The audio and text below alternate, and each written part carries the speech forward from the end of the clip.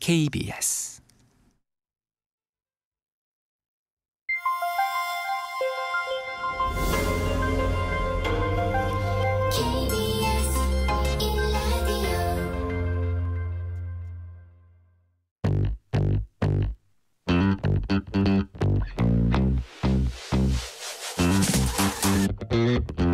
KBS 1라디오 뉴스레터 K.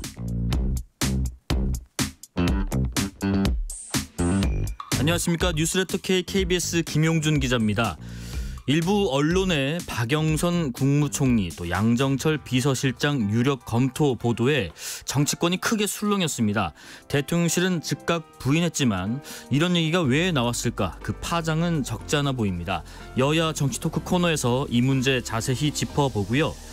22대 총선 전남, 해남, 완도, 진도 지역구에서 92.35%의 기록적인 득표율로 5선에 성공한 박지원 당선인 뉴진수 코너에 모시고 총선 결과 평가해 보면서 협치가 사라진 국회를 향한 정치 구단의 조언도 들어보겠습니다. 2024 파리 하계올림픽 개막이 오늘로 꼭 100일 앞으로 다가왔습니다. 개막식을 파리 센강에서 진행하는 등 여러 면에서 차별화된 대회가 될 것으로 기대되는데요. KBS 스포츠 취재부 김완수 기자와 함께 파리올림픽 준비 상황 짚어보도록 하겠습니다. 자, 청취율 조사 기간입니다. 02로 시작되는 전화가 오면 뉴스레터 K라고 대답해 주시면 되겠습니다. 청취율 조사 기념 이벤트도 준비했어요. 방송 중에 사연 보내주시면 추첨 통해서 치킨 교환권 보내드리겠습니다. 여러분의 이야기도 많이 들으십시오. 문자 샵 9730, 짧은 문자 50원, 긴 문자 100원, 어플리케이션 콩으로 보내시면 무료고요. 유튜브 KBS 1라디오 계정 채팅으로도 이야기 나누실 수 있습니다. 뉴스레터 K 지금부터 시작합니다.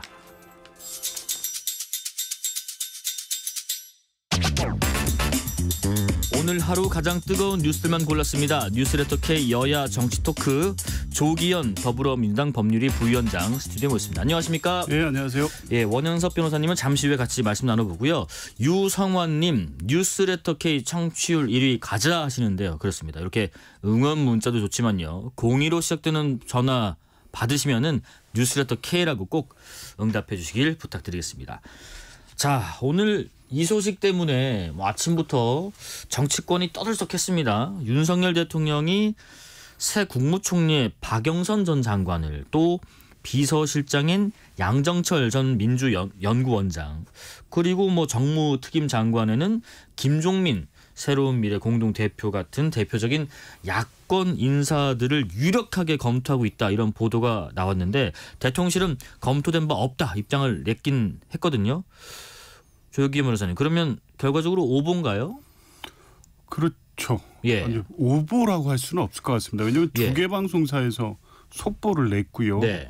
유력 검토를 거의 확실한 취재원을 통해서 확인한 내용으로 보도가 됐습니다. 대통령실 관계자라고 했으니까 네. 아마 언론사에서 취재를 했다고 하면 이걸 보도할 가치가 있을 만큼 확실하다고 판단했었을 것이고 네네. 크로스 체킹도 됐을 것이고요. 그러면 실제 검토되고 있다고 봤으니까 보도가 됐겠죠.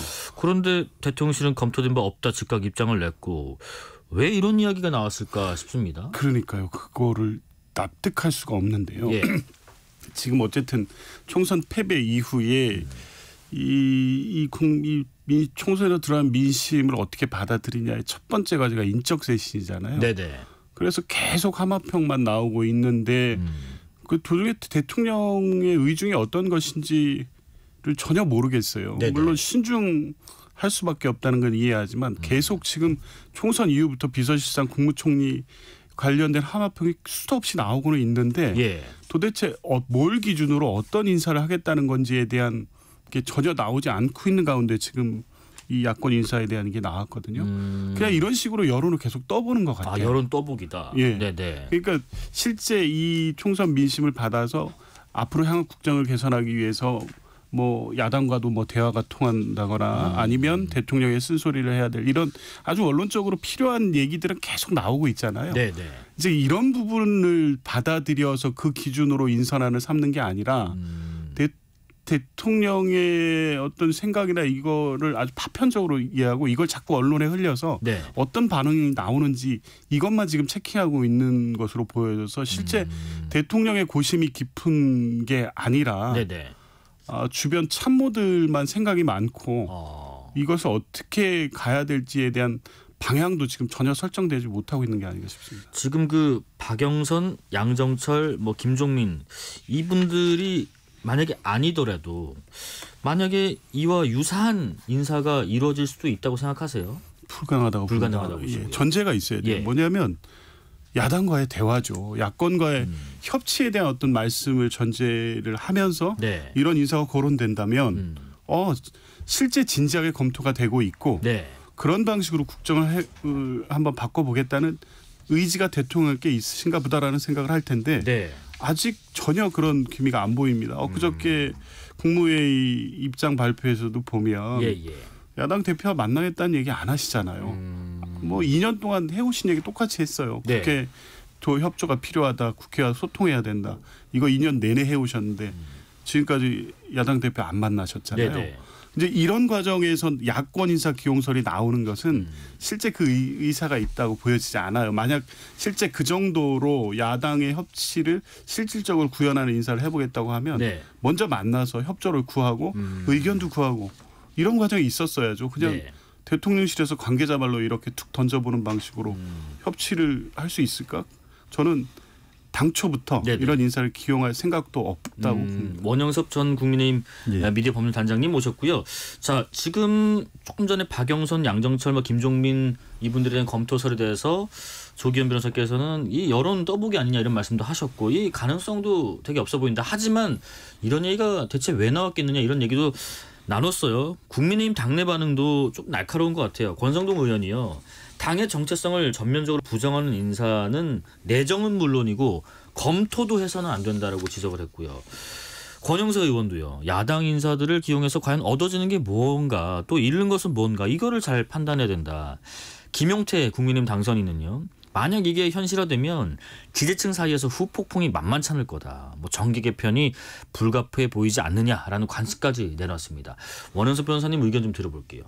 아니 이런 그 언론 기사가 왜 나왔는지 저는 도저히 납득이 되질 않습니다. 네. 저는 뭐 권성동 의원이나 권영세 의원이나 그리고 김용태 당선인하고 저도 의견을 같이 하고요. 아 그러세요? 예. 이런 게 지금 뭐 아무리 아이디어 차원으로 검토가 됐다라고 하더라도 뭐 됐는지 안 됐는지 모르겠어요. 또 검토된 바 없다라고 이야기를 하니까 그렇습니다.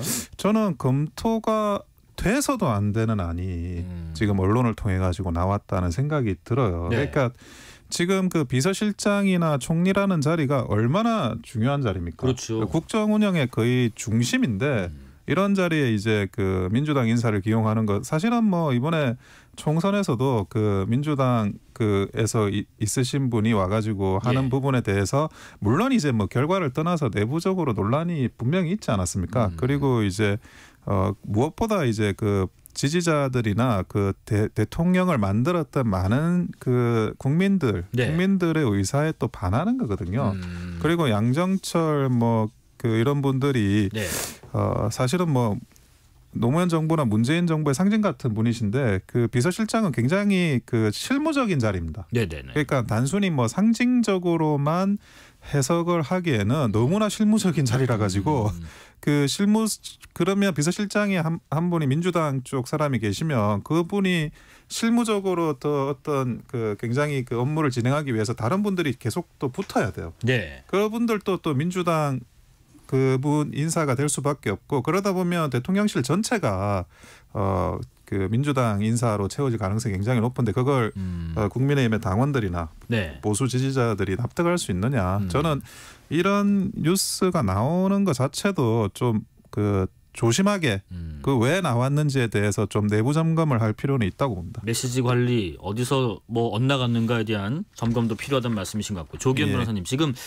대통령실이 뭐 거의 불가능하다고 보셨지만 야권 인사를 만약에 기용을 했을 때 기용한다고 해서 정부 여당과 야당과 협치가 잘 이루어질 수 있을지 그러니까 인선만으로 야권과의 협치 강화가 가능할지 아니면 이런 대책이 필요하다. 뭐가 있을까요? 좀 전에도 말씀드린 것처럼 이런 방식의 현실화 된다고 해서 이렇게 해가지고는 전혀 협치를 기대할 수 없을 없다. 거라고 봅니다. 그러니까 지금 이런 검토 보도가 나온 것도 보면 네네.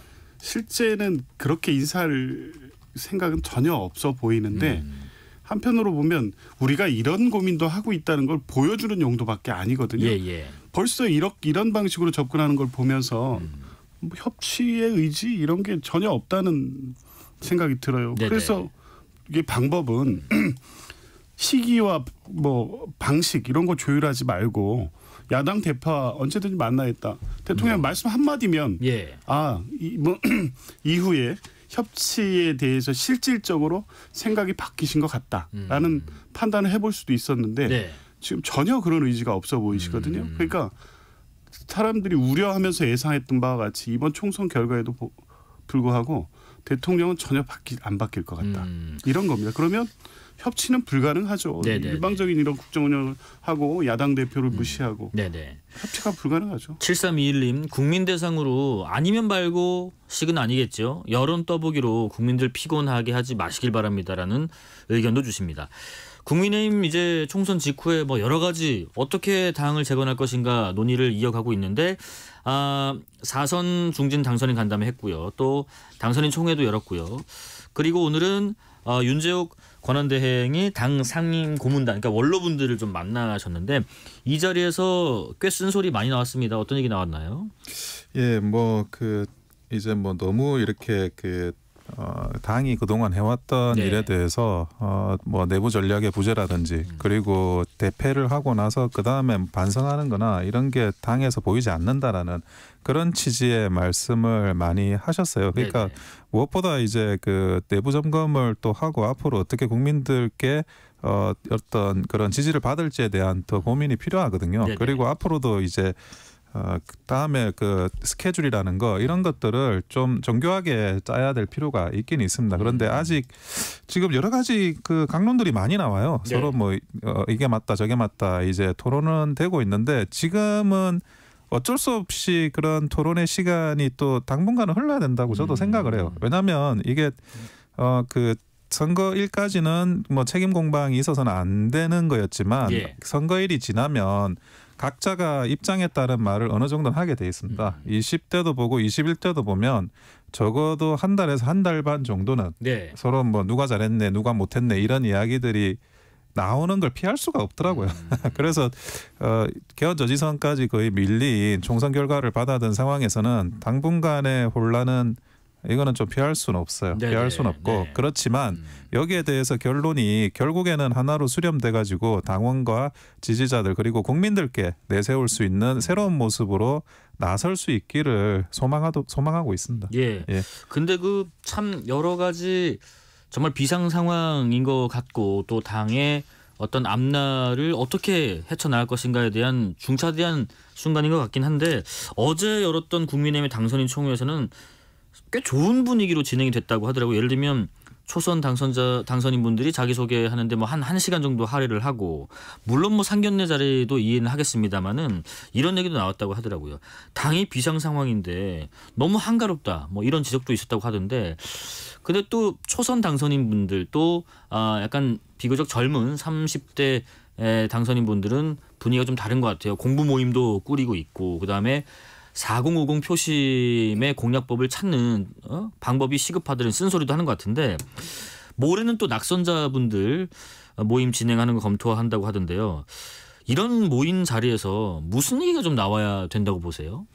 결국에는 총선에서 그리고 2년간 또는 이제 정부나 정당에 대해서 예. 우리가 어떻게 바뀌어야 될지 이런 이야기가 나와야 되거든요. 네. 사실 당선자들의 화기애애한 분위기, 뭐 개인적인 마음은 뭐 당선이 됐으니까 그런 마음이 있을 것 같은데 예.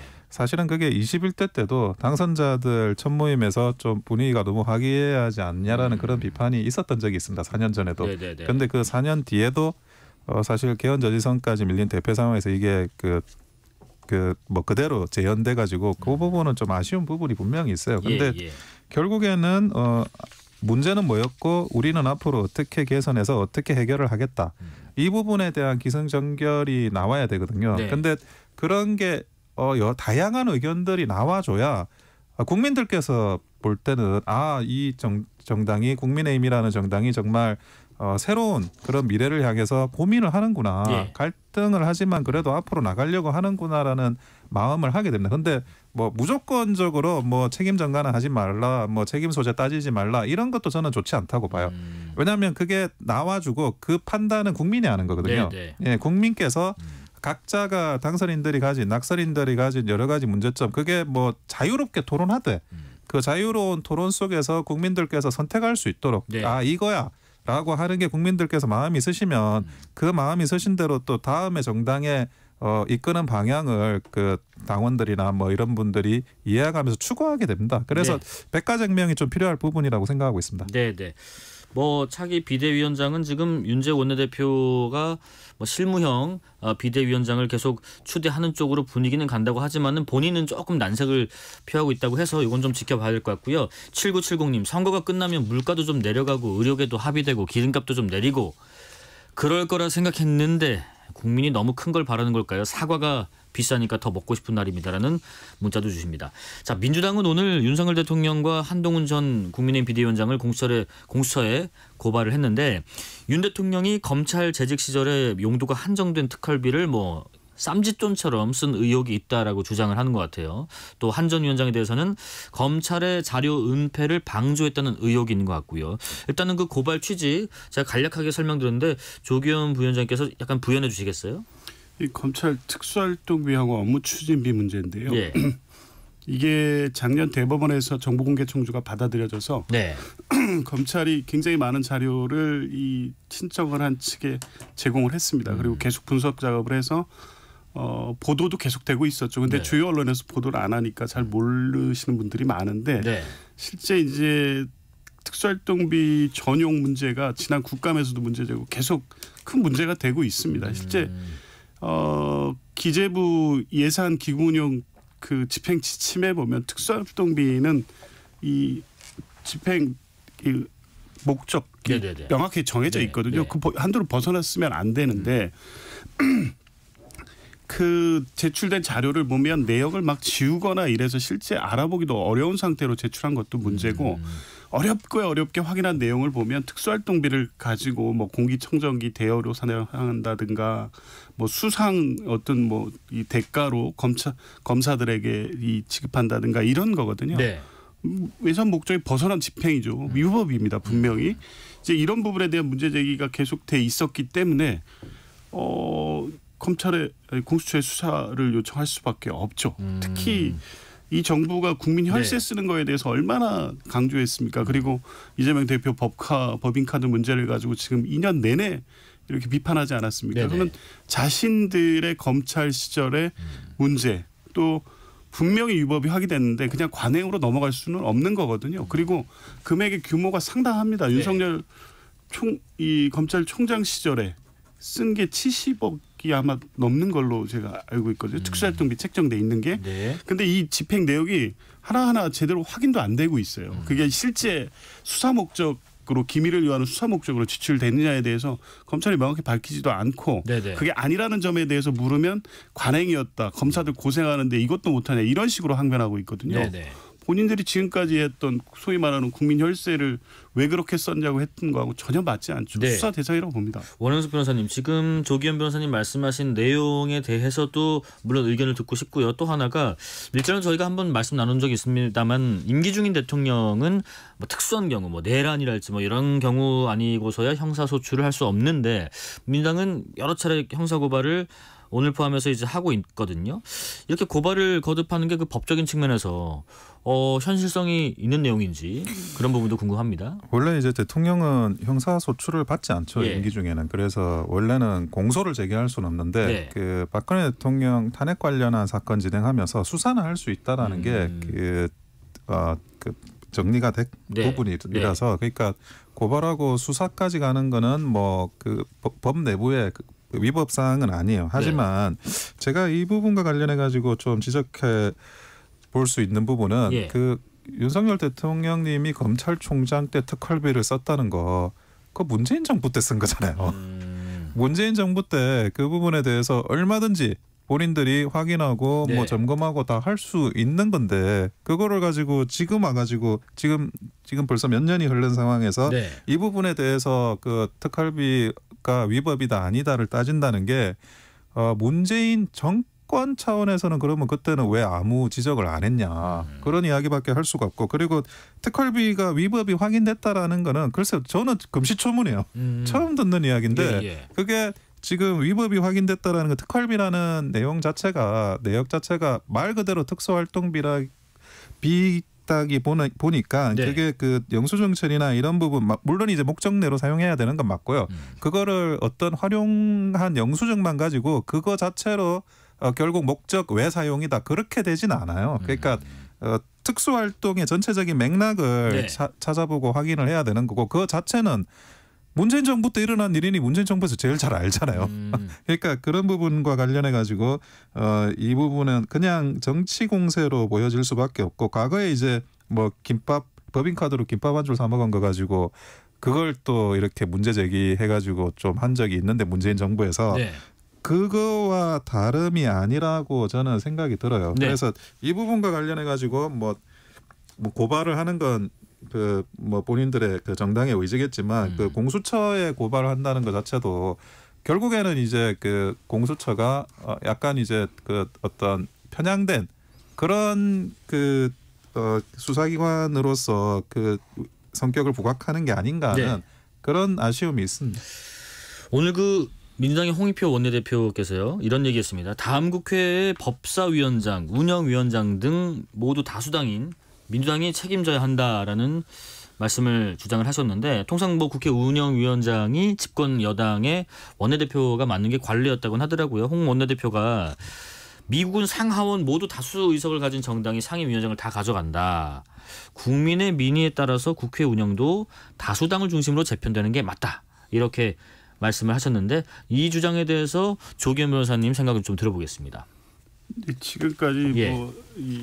그 법사위원장, 운영위원장은 뭐 관례대로 여야 협의해서 해왔죠. 네. 그런데 21대 국회에서 이 문제로 갈등이 돼서 상반기 국회 때는 상임위원장 전체를 민주당이 하는 상황도 발생을 했었습니다.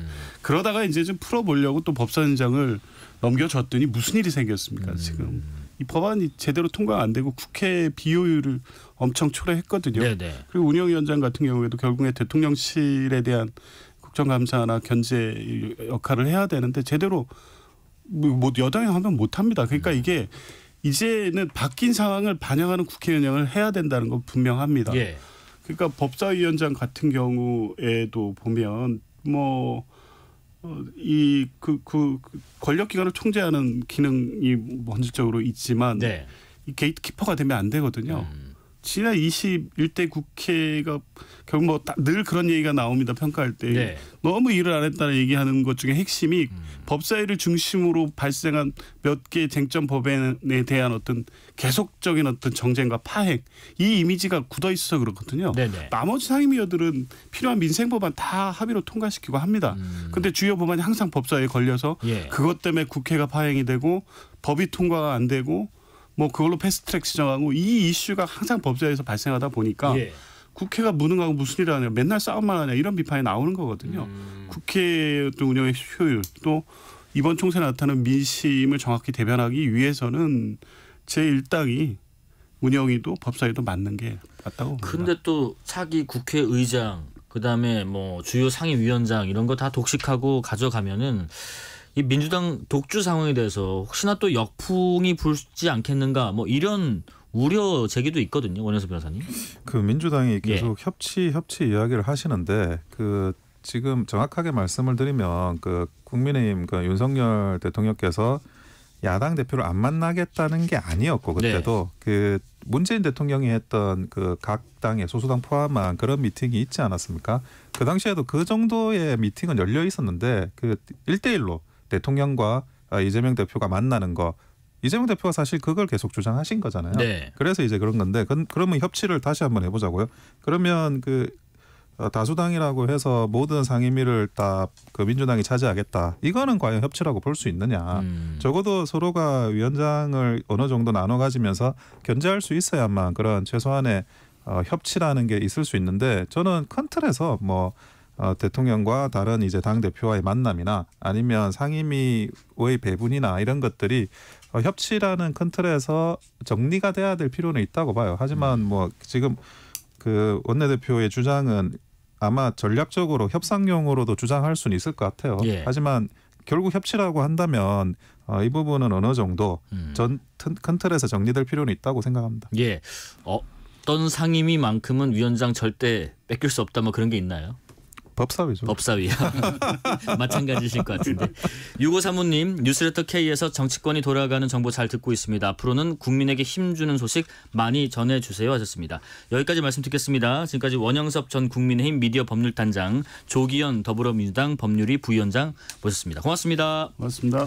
실시간 교통정보 알아보겠습니다. 교통정보센터 임초희 리포터 나와주세요. 네, 이 시각 교통정보입니다. 오늘은 서울 시내가 돌발 상황 여파로 일찍부터 정체가 심합니다. 내부순환도로 성산 방향 정릉램프 2차로에서 고장난 차 처리하고 있습니다. 마장부터 정체가 극심하고요. 이 여파로 북부간선도로 종암 방향 구리시계부터 정체가 더 심해졌습니다. 이후에는 홍지문 터널에서 작업을 했었던 연희램프까지 많이 막히고요. 강변북로 일산 쪽 청담대교에서 가양대교까지 정체 이어졌습니다. 이 사이에 마포대교 좀 더 가서는 3차로에 고장난 차가 멈춰 있고요. 올림픽대로 공항 쪽으로는 강동대교에서 암사대교, 좀 더 가서 청담대교에서 가양대교까지 쭉 막히는데요. 반포대교 부근 5차로에선 작업 중이고요. 동작대교 부근 1차로에는 화물차가 고장으로 멈춰 있어서 차선 변경 잘 하셔야겠습니다. KBS 교통정보센터였습니다. 퇴근길 당신과 함께 읽는 세상 이야기 KBS 일라디오 뉴스레터 K.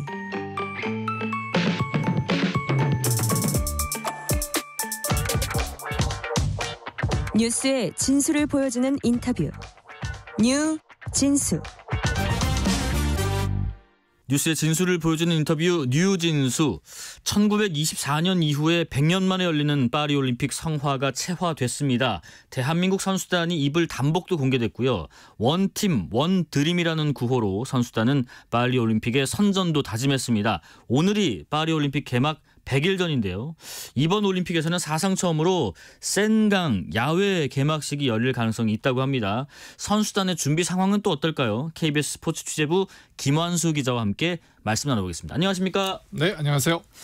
이번 대회가 참 집중을 많이 받더라고요. 파리올림픽이 벌어지는 경기장, 또 경기장 이면의 얘기들 여러 가지 얘기 많은데 우선은 이번 대회만의 특별한 점을 좀 들어보겠습니다.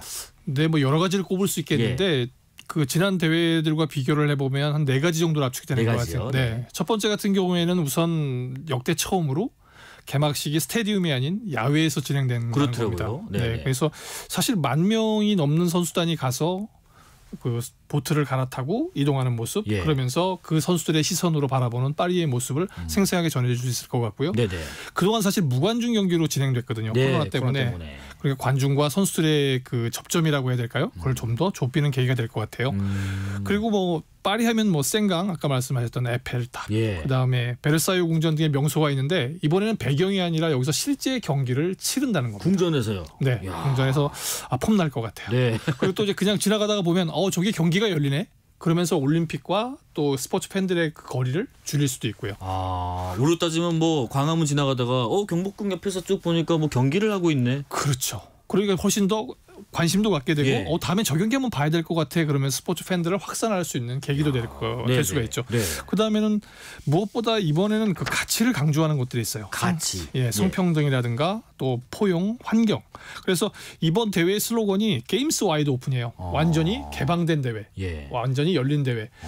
첫 번째 같은 경우에는 특히 이제 그 양성평등이 강조되는데 그동안에는 처음 시작했을 때는 원래 다 남자 선수들이 치렀고 점점점 여성들에게 개방이 그랬었는데 이번에는 거의 동수로 선수단을 초청을 합니다. 네. 아직 예선이 다 안 끝나서 구체적인 숫자는 나오지 않았어요. 네. 그런데 1,500명이니까 약 5,000명 대 5,000명 정도의 비율이 되지 않을까 싶어요.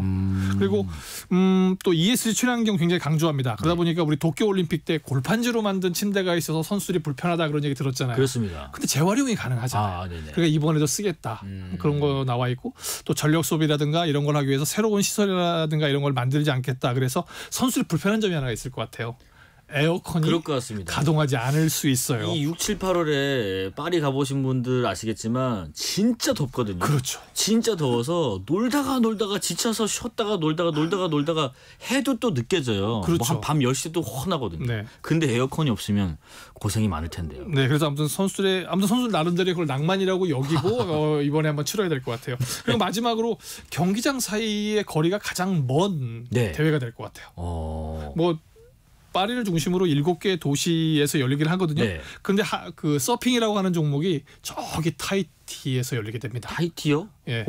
파리에서부터 얼마나 떨어진 거예요? 약 한 15,000km 정도. 15,000이요? 예, 그래서 정말 이번 파리 올림픽 같은 경우에는 어떤 개념인지 모르겠지만 파리도 오픈하고 전체적인 공간 개념을 무너뜨리는 그런 대회가 되는 것 같아요. 와, 근데 이게 참 낭만적이고 볼거리는 많겠지만은 운영하는 사람들이나 이 선수단을 이끄는 측에서는 굉장히 또 어려움도 예상이 됩니다. 7910님, 파리 센강 오염이 심하다는데 선수들 안전이 걱정됩니다. 맞아요. 저희도 몇 번 소식을 전했는데 이 센강에서 뭐 수영 대회를 한다는 얘기가 있어서 예, 그 마라톤 수영하고 예. 또 이제 그 근대 5종 그 트라이애슬론 경기 중에 수영 부분이 있어요. 예. 그 부분을 아마 수영을 해야 될 텐데 예.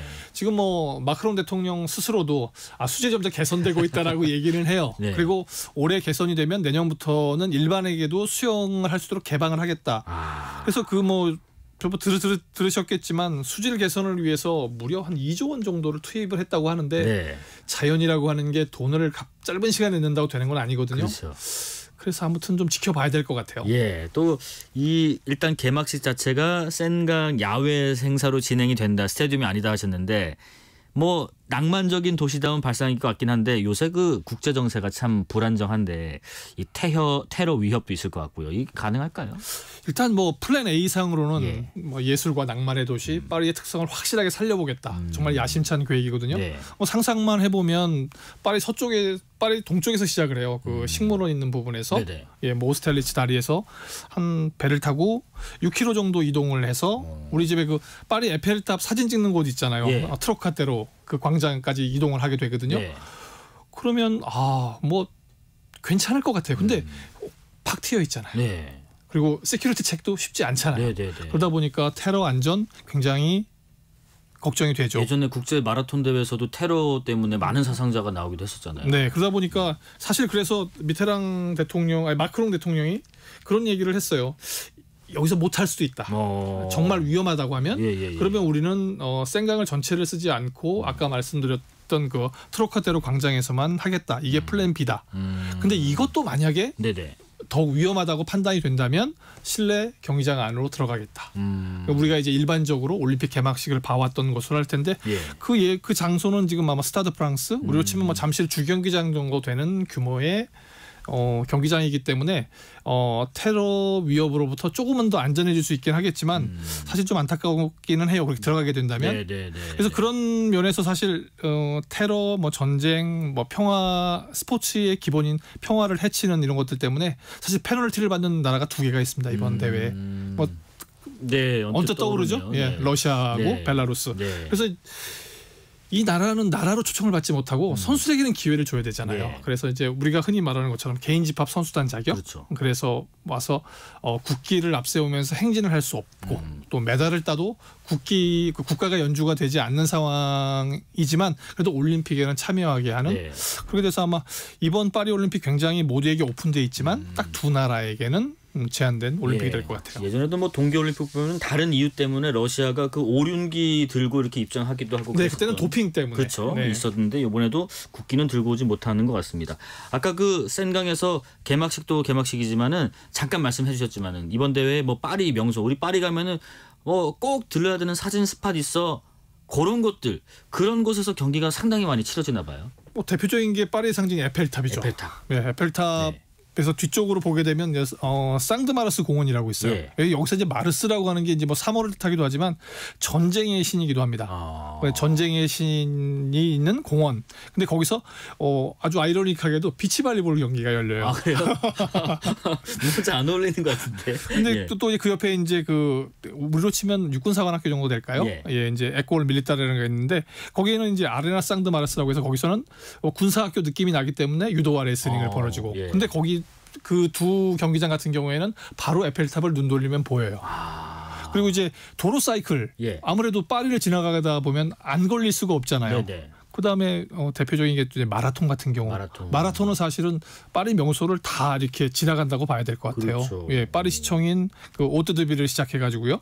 우리 저기 오페라 좋아하시는 분들 가는데 오페라 가르니에. 예. 그런 다음에 방동관장 거쳐서 그랑빨레, 그다음에 베르사유 궁전을 거치면 파리로 들어온다. 그럼 어디를 보겠어요? 다시 에펠탑. 그렇죠. 그리고 이제 앙발리드에 도착하는 코스이기 때문에 여기서는 계속 보이고요. 그다음에 화려한 걸 생각한다면 이제 꽁꼬르드 광장, 세계에서 가장 뭐 아름다운 거리라고 하는 쌍젤리제 인근에 있잖아요. 그다음에 거기서 이번에 첫 정식 종목이 된 브레이킹 댄스가 거기서 브레이킹 댄스가 정식 종목이네요. 네.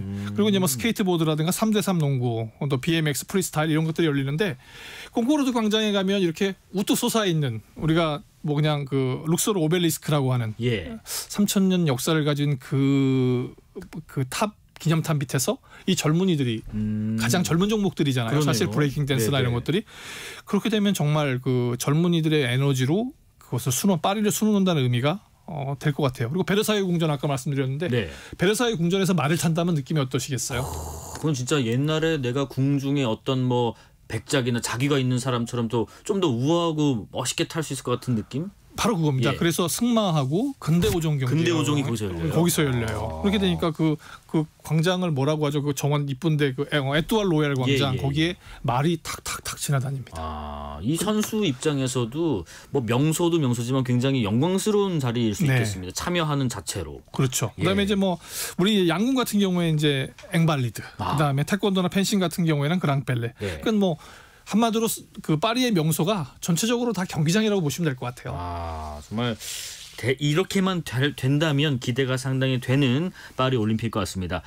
프랑스 뭐 전역에서 아까 뭐 15,000km 정도 떨어진 곳에서도 열린다고 하셨는데 혹시 정말 특별한 곳, 이런 곳에서까지 열린다 이런 곳이 있을까요? 네, 지금 아까 말씀드렸던 게 프랑스 자체에서 축구가 워낙 유명하기 때문에 축구와 요트 때문에 사실 아까 잠시 언급드렸던 뭐 니스나 닐, 보르도, 마르세유 이런 데서 경기가 열려요. 7군데서. 그리고 파리에서 가장 멀리 떨어져 있는 타이티의 그 떼아후포 경기장이라고 해야 될까요? 아무튼 그 해변.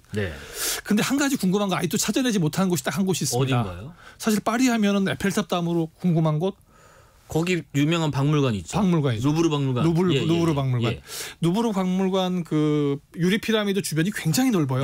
그리고 실내도 굉장히 넓고. 그렇죠. 그런데 아직 거기서 어떤 행사를 하는지 구체적으로 알려지지가 않고 있어요. 그래서 뭐 직접적인 관련은 없겠지만 이 상징적인 장소에 세계의 젊은이들과 소통할 수 있는 어떤 행사가 마련되지 않을까. 그게 기대를 하고 추적은 하고 있는데 아직도 취재력이 부족해서인지 이 마술 같은 행사가 윤곽을 드러내지 않고 있어요. 김한수 기자님의 단독 보도 기대를 해보겠습니다.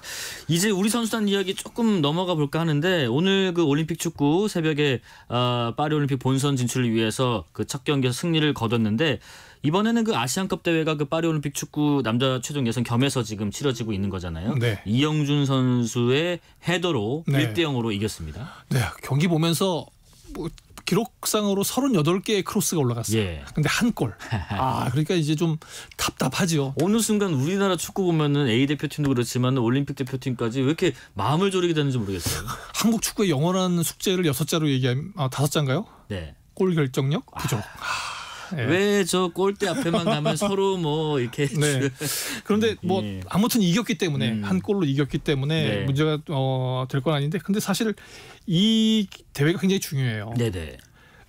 사상 첫 10번 연속 올림픽 본선을 간 거. 전 세계에 이런 나라가 없습니다. 없어요. 브라질도 안 되고 잉글랜드도 안 되고 오로지 우리나라가 세운 기록이거든요. 그러니까 23세 이하 선수들이 아까 이겨낸 것들은 사실 선수 차출 자체가 어려웠잖아요. 아, 그렇죠. 예, 그 스토크시티에 배준호 안 보내준다, 브래드포드에 김지수도 못 보낸다, 뭐 셀틱의 양현준도 못 보낸다 하는 상황에서 그러니까 황선홍 감독이 뽑았던 유럽파 5명 가운데 3명이 참석하지 못하는 그래서 한마디로 전력의 60%를 놓고 시작하는 상황인데 굉장히 잘 해냈어요. 네. 잘 해내서 일단 승리를 거뒀고 뭐 이제 19일 내일 모레 중국 그다음에 일본 이기게 되면 가게 될 것 같은데 사실 이영표 해설위원하고 잠깐 얘기를 해보면 그 이유가 더 험난하지 않겠냐 이렇게 얘기를 해요. 나간 이후에요. 예, 왜 우리가 지금 B조에 속해 있는데 B조 1, 2위로 올라가게 되면 A조에 뭐 개최국 카타르가 있고요. 예. 그다음에 강호인 호주가 있고 또 우리 아시안컵에서 굉장히 안 좋은 인연 맺은 나라 있죠. 요르단도 거기 요르단. 네, 그래서 그 세 나라 중에 세 나라 중에 2나라 그리고 예. 그 둘 중에 하나를 상대를 해야 되는데 거기를 넘어가면 또 문제가 있어요. 뭐 우리가 아직 상대하지 않은 사우디나 우즈벡이나 그래서 사실 이번 대회 3위까지가 이제 직행할 수 있는 기회를 주거든요. 네. 그리고 4위를 하게 되면 아프리카 기니 팀하고 파리에 가서 다음 달 10일에 또 경기를 해야 돼요. 찹첩삼중이 놓여 있는데 아무튼 오늘 새벽에 이영준 선수가 잘 해결했잖아요. 예. 그렇게 하나하나 해결하다가 보면 지난 아시안 게임도 우승했던 게 있으니까 차근차근히 풀어서 3위만 딱 했으면 좋겠어요. 일단 3위만. 예, 전력 노출할 필요 없이 예. 3위까지 해서 본선에 가서 그 다음에 풀어가는 게 또 한국 축구의 묘미가 아닌가 싶어요. 네, 황선홍 감독을 좀 믿어보겠습니다. 축구 얘기 나온 김에요. 이 개최국 프랑스 뭐 축구 하면은 빠질 수 없는 국가 중에 하나고 또 우리도 이강인 선수 때문에 더더욱 많이 관심을 갖고 있는 나라인데 거기에서도 PSG, 이 파리 생제르맹의 저도 굉장히 좋아하는 이 은바페 선수. 은바페 선수 이번 올림픽에 나오나요? 네, 지금 질문을 한 100여 분한테 받은 것 같아요. 네. 근데 일단 뭐 와일드카드 3장이 있어서 네. 일단은 확률은 있습니다. 확률 있어요. 확률이 있고 또 사실 엠마누엘 마크롱 대통령 같은 경우가 직접 차출에 관심을 보이고 있어요. 뭐 직접 구단에 얘기하지는 않았고 예. 뭐 은바페하고 직접 얘기한 적은 없다고는 하는데 네. 근데 한 가지 걸림돌이 있습니다. 뭔가요? 이제 은바페 선수가 올 시즌을 마치면 레알 마드리드로 이적할 가능성이 높다 이런 얘기가 계속 나오고 있어요. 그죠. 예, 근데 레알 마드리드가 피파가 공인하는 A 매치가 아니면 선수 차출을 하지 않는다는 내부 방침이 있는 것 같아요. 그렇게 되면 이전을 하게 되면 피파하고 IOC는 어떻게 보면 경쟁 관계잖아요. 아, 네. 예, 경쟁 관계인 상황에서 선수를 쉽게 내줄 것인가 이런 문제가 있는데 뭐 마크롱 대통령이 자국에서 열리는 대회에서 우승 한번 해보겠다. 예. 프랑스에서 은바페 선수를 데리고 우승해보겠다고 한다면 왜냐하면 또 지난번 2022년이죠. 네네.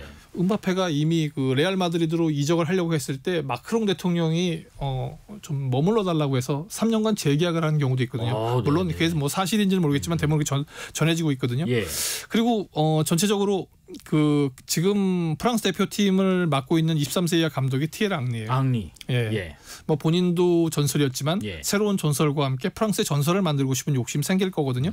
그래서 계속 카드를 만지작 하는데 쉽지는 않아요. 그래서 지금 뭐 일단 3명의 후보 뭐 그리즈만, 지루, 뭐 벤제마까지 올려놓으면서 그 세 선수 중에 누구를 빼더라도 만약에 은바페가 들어온다면 당연히 은바페 카드를 쓰겠죠. 아, 벤제마 좀 그렇고요. 예. 지루도 요새 조금 빠지는데 은바페가 정말 나오냐 안 나오냐 여기에 정말 올림픽에 금메달을 프랑스가 기대하고 말고까지도 좌우가 될 수 있을 것 같아요. 네, 그러니까 결국은 이제 은바페 본인의 의지에 달린 거죠. 나 이번에 진짜 그 뭐 지금 뭐 챔피언스리그 잘하고 있지만 올림픽까지 한번 해보겠다라고 네네. 욕심을 내서 소속 구단이 어디가 됐든 설득을 하게 된다면 가능해요. 그러면 우리는 보는 재미도 있을 거고 아까 처음에 언급하신 것처럼 그럼 우리도 고민해야 되죠. 예. 은바페 나오는데 이강인 선수를 차출해야 돼 말아야 돼 이런 고민을 하게 되고 어떻게 보면 축구 팬들한테는 굉장히 재미있고 그렇죠. 상상의 나래를 펼 수 있는 좋은 선택인 것 같아요. 네. 자, 대한민국 선수단 이번에는 원팀 코리아로 부를 예정이라고 들었는데 이번 대회 우리 선수단의 규모 또 목표 우리가 항상 목표치 좀 잡잖아요. 네. 어느 정도로 예상한지 궁금합니다. 네, 예전까지는 팀 코리아라고 아마 예. 기억을 하셨을 거예요. 네. 근데 이제 뭐 원팀 원코리아 뭐 원드림 이런 게 계속 나오는데 네. 아마 전체적인 화합을 강조한다는 의미인 것 같아요. 근데 화합을 강조하는 의미 왜일까요? 한번 보면 사실 우리 선수단의 규모가 예전 같지 않습니다. 사실 아직 최종 예선이 맞춰지지 않았기 때문에 네. 보통 한 200명 선을 우리가 생각을 하거든요. 예. 근데 200명 선이 무너질 것 같아요. 최초로 무너지게 되면 지난 1976년이죠. 그 몬트리올 올림픽에 50명 파견한 이후로 가장 적은 숫자가 나가게 됩니다. 그래서 그러다 보면 어쩔 수 없이 인구도 줄고 예. 또 우리 스포츠 인구가 줄었기 때문에 어쩔 수 없는 사실이라 이제 우리가 막 이 올림픽에 대한 시선도 바꿔야 되고 현실을 받아들여야 될 것 같은데 그런데 당연히 목표도 조정이 가능해요. 왜냐하면 예전의 목표는 아주 쉬웠습니다. 10-10. 네네. 예, 10개 금메달 금메달로 10개, 12안 종합순위 12안. 근데 저기 그 리우 올림픽 때 10개가 깨졌죠. 예. 9개. 그다음에 이제 이번에 제 기억으로는 도쿄에서 6개. 그러다 보니까 이번에도 한 6개 정도가 맞춰지지 않을까 싶어요. 6개요. 예. 그래서 우리가 지금 하계 올림픽 지금까지 287개의 메달을 땄는데 그중에 금메달이 96개입니다. 예. 100개가 코앞이네요. 네, 코앞입니다. 근데 목표가 6개라고 해도 네 번째 메달은 100번째 메달이 되는 거잖아요. 예. 그래서 지금 아마 100번째 메달은 누가 따느냐 이것도 새로운 관심사가 될 수 있어요. 그러면 뭐 요새 뭐 수영도 잘하는 네. 선수 많다고 하고요. 양궁 뭐 전통의 효자 종목이고 한데 어떤 선수가 유력할까 궁금합니다.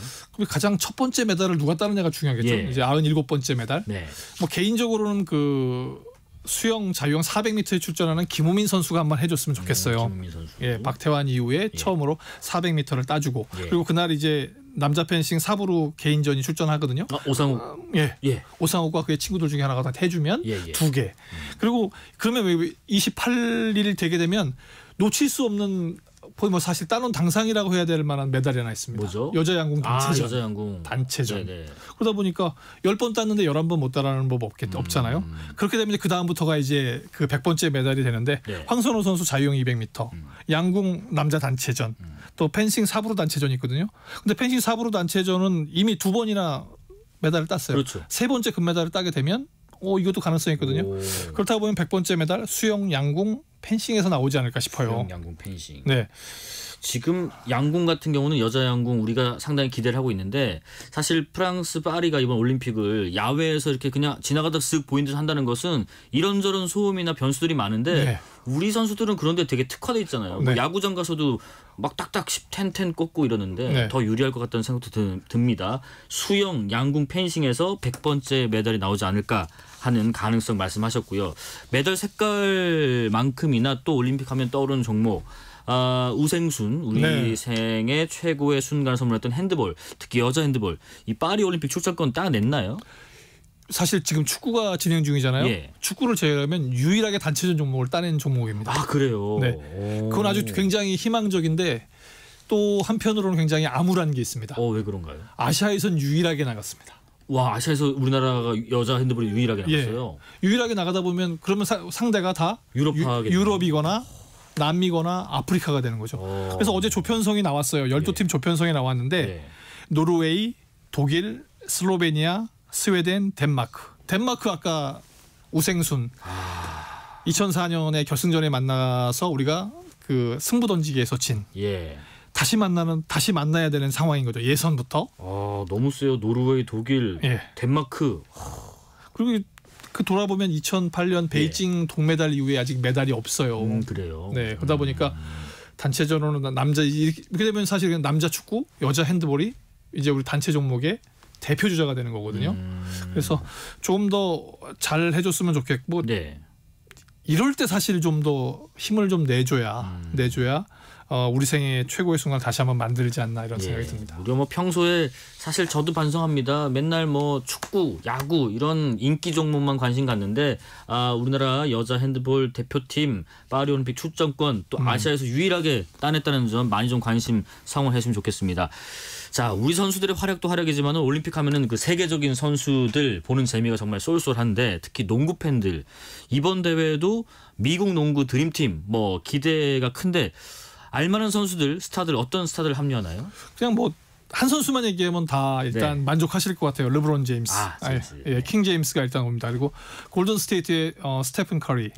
그다음에 거기다가 피닉스의 케빈 듀란트가 나와요. 뭐 세 명으로 그냥 끝난 것 같은데요. 네, 그러니까 사실 12명 중에 12명 중에 11명을 확정했는데 이 3명이 뛰어요. 근데 이것도 어떤 의미에서 보면 제임스 커리 듀란트가 대표팀에서 치는 것 자체가 처음입니다. 아 그래요? 호흡 네. 맞춘 게 처음이에요 대표팀에서? 그러다 보니까 이게 왜 그러냐면 사실 지난해 9월에 이제 국제농구 피바 월드컵이라는 데가 있었는데 네. 거기서 미국이 4위를 했어요. 미국이 우승하지 못하면 어떤 일이 벌어진다? 바로 드림팀이 출격을 합니다. 88 서울올림픽 때 우리가 봤잖아요. 네. 소련한테 졌어요. 네네. 그래서 은메달 따니까 그 다음에 바르셀로나에 마이클 조던, 매직 존슨, 레리 버드, 찰스 바클리가 나와서 금메달을 따냈습니다. 그래서 정말 드림팀이라는 걸 보여줬고요. 네. 그다음에 2004년 아테네 올림픽에서도 동메달이 그쳤거든요. 그러니까 베이징 가자마자 그때는 이제 이미 고인이 됐지만 코비 브라이언트. 코비 브라이언트. 네. 그다음에 여기 르브론 제임스 때 나왔고요. 그다음에 크리스 폴 이런 선수들이 나와서 정말 드림팀답게 금메달을 가져갔어요. 그러니까 작년에 그러니까 지난해에 그 올림픽도 아닌 월드컵에서 농구 월드컵에서 4위 됐다는 하는 이유만으로 드림팀이 출격을 하는 그래서 무시무시한 경기가 될 것 같아요. 예.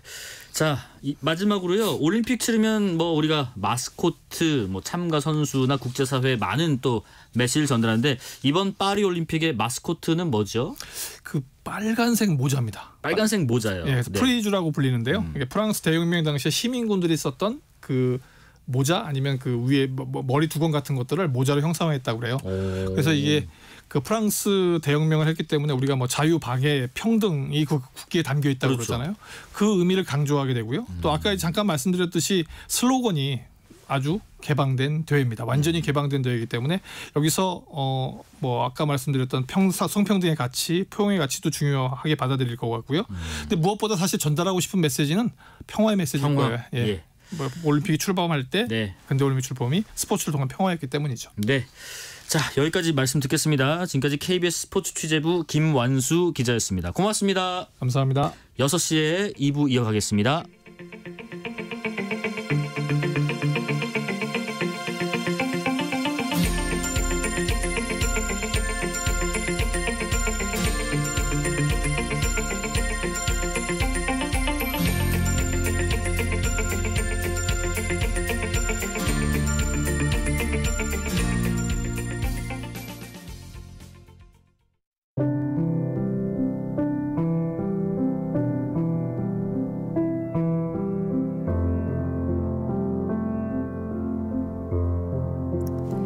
KBS 라디오 연중기획 희망충전 대한민국 582번째 이야기.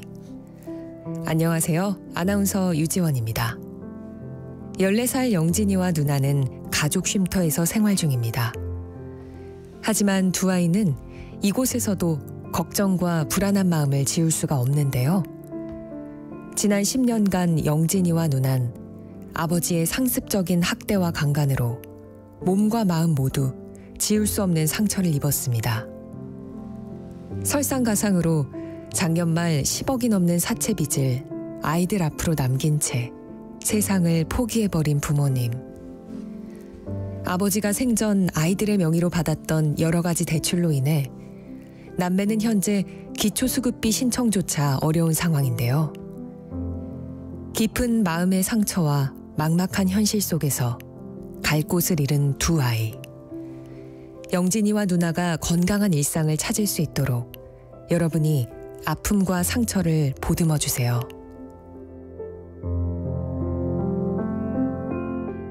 여러분의 따뜻한 손길이 희망의 빛이 됩니다. ARS 060-700-1580 060-700-1580 한 통화 3,000원으로 희망을 선물해 주세요. KBS 라디오 연중기획 희망충전 대한민국은 초록우산 어린이재단, 인탑스 주식회사, 그리고 청취자 여러분과 함께합니다. ARS 060-700-1580 한 통화 3,000원입니다.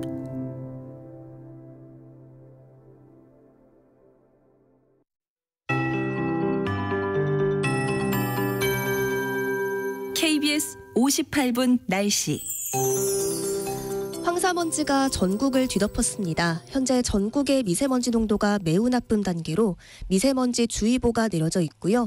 특히 동쪽에 먼지가 더 짙게 나타나면서 강원 영동과 경상권엔 미세먼지 경보와 함께 황사 위기경보 관심에서 주의 단계도 발령 중입니다. 내일도 전국의 공기가 탁한 가운데 강원 영동과 남부지방을 중심으로 먼지가 많겠고요. 부산, 울산, 경남권은 모레 오전까지도 공기질이 좋지 않겠습니다. 내일 아침 기온은 서울과 강릉, 광주 11도, 대전 9도, 부산, 제주 13도 안팎으로 출발하고요. 낮 기온은 오늘과 비슷하거나 더 높아 일교차가 매우 크겠습니다. 서울과 대전 25도, 광주 24도, 부산 22도, 춘천, 안동, 대구는 26도까지 오르겠고 이번 고온 현상은 주말에 비가 내리며 누그러지겠습니다. 내일은 동쪽 산지를 중심으로 소나기만 지날 텐데요. 내일 오후 강원 산지와 경북 북동 산지에 5mm 미만의 소나기가 오는 곳이 있겠습니다. 오늘 밤 중부 서해안 지역엔 바다 안개가 유입될 수 있겠습니다. 서해상에는 모레까지 바다 안개가 끼는 곳이 있겠습니다. 지금 서울의 기온은 19.1도입니다. 박대우입니다.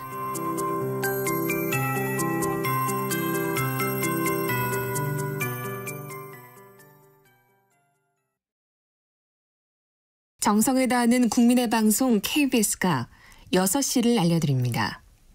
AM 711kHz, FM 97.3MHz, KBS 1라디오입니다. HLKA.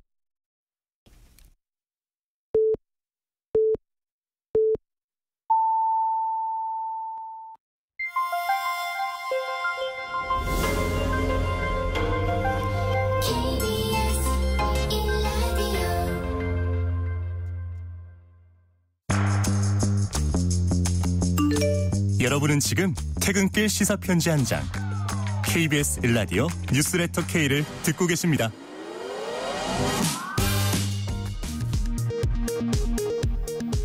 이 시각 라디오 정보센터 뉴스입니다. 총선 참패 이후 윤석열 대통령이 총리와 비서실장 후보로 야권 인사들을 검토한 것으로 알려지자 여권에서 반발이 터져나왔습니다. 대통령실은 해당 인사들을 검토한 적이 없다는 공식 입장을 내놨습니다. 국민의힘 원로 정치인들이 총선 참패 원인에 대해 대통령의 불통과 당의 무능을 지적한 가운데 초선 당선인들이 지도부가 전략을 제시해야 한다고 밝혔습니다. 더불어민주당은 어제 윤석열 대통령의 대국민 메시지를 두고 혹평을 이어가며 당 재정비에 들어갔습니다. 검찰청사에서 진술 조작을 모의하고 술자리까지 가졌다는 이화영 전 경기도 평화부지사의 주장과 관련해 검찰이 일방적 허위 주장이라고 반박했습니다. 더불어민주당은 이재명 대표까지 나서 검찰에 대한 공세를 편 가운데 사실 확인을 위한 진상조사단을 구성하기로 했습니다. 조국혁신당 조국 대표에 대해 허위 사실을 발언해 명예를 훼손한 혐의로 유죄 판결을 확정받은 전 월간조선 기자, 유튜버 우종창 씨가 법원의 강제 조정 결정에 따라 1,000만 원의 손해배상금을 물게 됐습니다. 1987년 6월 민주항쟁의 기폭제가 된 고 박종철 열사의 어머니 정차순 여사가 향년 91세를 일기로 별세했습니다. 지금까지 라디오 정보센터 뉴스 편유희였습니다.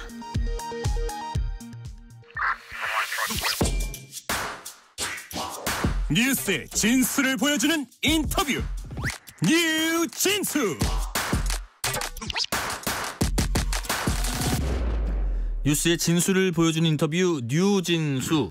여야 각 당의 화제 지역구 당선인분들 차례로 만나보고 있습니다. 프로 바둑에서는 품계를 초단에서 구단까지 구분하는데요. 입신의 경지 구단에 도달하면 더 이상 올라갈 데가 없습니다. 이분의 별명은 정치 구단입니다. 이번 총선에서 8선급 5선에 성공한 분이고요. 전남, 해남, 완도, 진도 지역구에서 92.35%의 기록적인 득표를 당선된 전 국정원장 박지원 당선인입니다. 안녕하십니까? 안녕하세요. 예. 오랜만입니다. 오랜만에 뵙겠습니다. KBS에서 또 저를 이렇게 불러주시고 감사합니다. 네. 축하드립니다. 감사합니다. 그 정치는 구단이시지만은 국민 앞에서는 늘 정치 초단과 같은 마음으로 임하고 계시죠? 제가 정치 구단이라고 얘기해 본 적은 없습니다. 네. 그냥 남들이 불러주더라고요. 예. 근데 항상 겸손하게 해야죠. 네. 목포에서만 3선을 하셨었는데 네. 그때는 이제 금귀원래 하셨잖아요. 금요일에 지역구 또 월요일에 서울로 오셨는데 해남 완도 진도는 더 멀어요. 이제는 금귀원래가 어려우실 텐데 어떻게 하실 거예요? 박지원의 금귀원래 시즌 2로 네. 이미 시작했습니다. 네네. 지난 11개월간 예. 제가 해남 완도 진도에서 살았는데 네. 그때도 금귀원래, 오. 목귀원래 했는데 한 번도 받지 않았어요. 아. 당선된 후 네네. 지난주에 갔다 왔고 오늘은 내일 내려가니까 내일 내려가시고요. 계속 해야죠. 제가 국회의원 이렇게 해남완도 진도에서 해보니까 네. 지역 주민들이 그래요. 국회의원 얼굴 좀 보고 살자.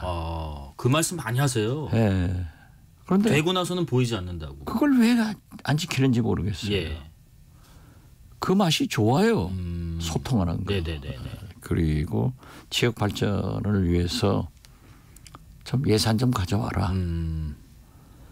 마지막으로 좀 압도적으로 당선시켜줬으면 중앙에서 네. 좀 야무지게 해라. 그래서 저는 이 세 가지를 충족시키기 위해서는 역시 금기원래를 해야 된다. 네. 그 대신 예. 주중에는 가지 않는다. 네. 알겠습니다. 여기서 예산 따고 중앙 정치하고 하겠다. 방송하겠다. 예. 유효표 84,805표 중에 78,324표 92.35% 득표율 푸틴도 울고 갈 기록이다 이런 말도 나옵니다. 최고령 당선에 전국 최고 득표율로 2관왕하셨고요. 여러 차례 뭐 소감 말씀하셨겠지만 그래도 짧게 소감 말씀 좀 들어보겠습니다.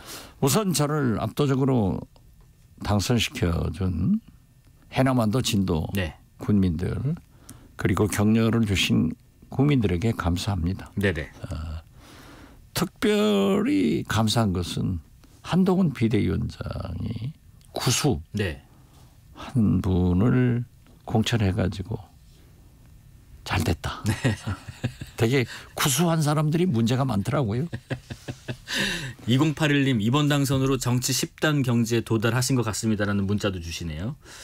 여당의 어떤 참패로 끝난 이번 총선 결과에 담긴 민의는 이것이었다. 뭐라고 말씀하시겠어요?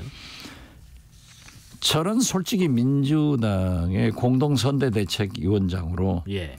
윤석열, 김건희 이 두 분이고 선대본부장은 한동훈 비대위원장이었다. 원체 그분들이 잘못했어요. 그러니까 이 시대 정신인 윤석열, 김건희 검찰 정권 심판에 그 모든 것을 국민이 걸었다. 이렇게 생각합니다. 예. 윤석열 대통령께서 그 국무회의 모두 발언 보셨겠지만은 총선 패배에 대한 첫 육성 입장을 발표를 했는데 국민을 위한 정치를 얼마나 어떻게 잘할지가 우리가 국민으로부터 회초리를 맞으며 생각해야 하는 점이다. 그런데 박지원 당선인께서는 그 회초리가 좀 엉뚱한 곳을 향하고 있다. 이렇게 보셨던 것 같습니다. 그렇잖아요. 김대중 대통령은 5.13 선거에 패배를 하고 6일 만에 대국민 담화를 발표하면서 네네. 여야 영수회담 당시 이해창 총재와 영수회담을 하자. 예. 그리고 했어요. 그리고 그 영수회담 장소에서 2달 만에 한 번씩 영수회담을 정례화하자. 이렇게까지 소통과 대화를 중시했는데 네. 윤석열 대통령은 이번에 국민들로부터 회초리 맞고 국민들에게 담화, 형식도 내용도 얘기할 수 없잖아요. 괜히 장관들한테 채찍, 몽둥이질로 하고 있더라고요. 자기 잘못은 하나도 없는 거예요. 자기 반성은 없는 거예요. 그리고 그렇게 국민들이 요구하는 협치, 여야 영수회담, 즉 이재명 대표와 만나겠다고 하는 소리는 이런 방구도 없어. 네. 이건 아직도 정신 못 차리고 있다. 회초리 더 맞아야 된다. 네네. 저는 그렇게 봐요. 혹시 뭐 대통령이지만 참모들의 어떤 조언도 많이 부족한 거 아니냐 이런 지적에 대해서는요? 저는 참모들이 과거 김대기 대통령실 비서실장도 아주 훌륭한 관료였어요. 네. 이분도 한번 대통령한테 말씀드렸다가 그냥 혼났대요. 그래서 쫓겨났는데 지금 제가 대통령실 출입 기자분하고 두 보수 언론 기자하고 그제 전화를 해봤어요. 네네. 어떻게 돼가느냐 그랬더니 소위 상식파가 있대요. 상식파. 예. 네, 상식적으로 움직이는 그분들을 이관섭 대통령실 비서실장, 한호섭 정무수석, 이도훈 홍보수석을 얘기하는데 이분들이 윤한 갈등, 즉 총선 때 대통령과 한동훈 비대위원장 갈등을 무마시키고 해결했다는 거예요. 그러면 잘한 거 아니에요? 그런데 윤석열 대통령은 자기에게 그러한 얘기를 했다고 해서 이번에 청산의 대상이다. 그런 얘기를 하더라고요. 그러면서 깜짝 놀랄 인사는 1도 없다. 기대를 하지 않더라고요. 그래서 저는 모든 것은 대통령이 변해야 된다.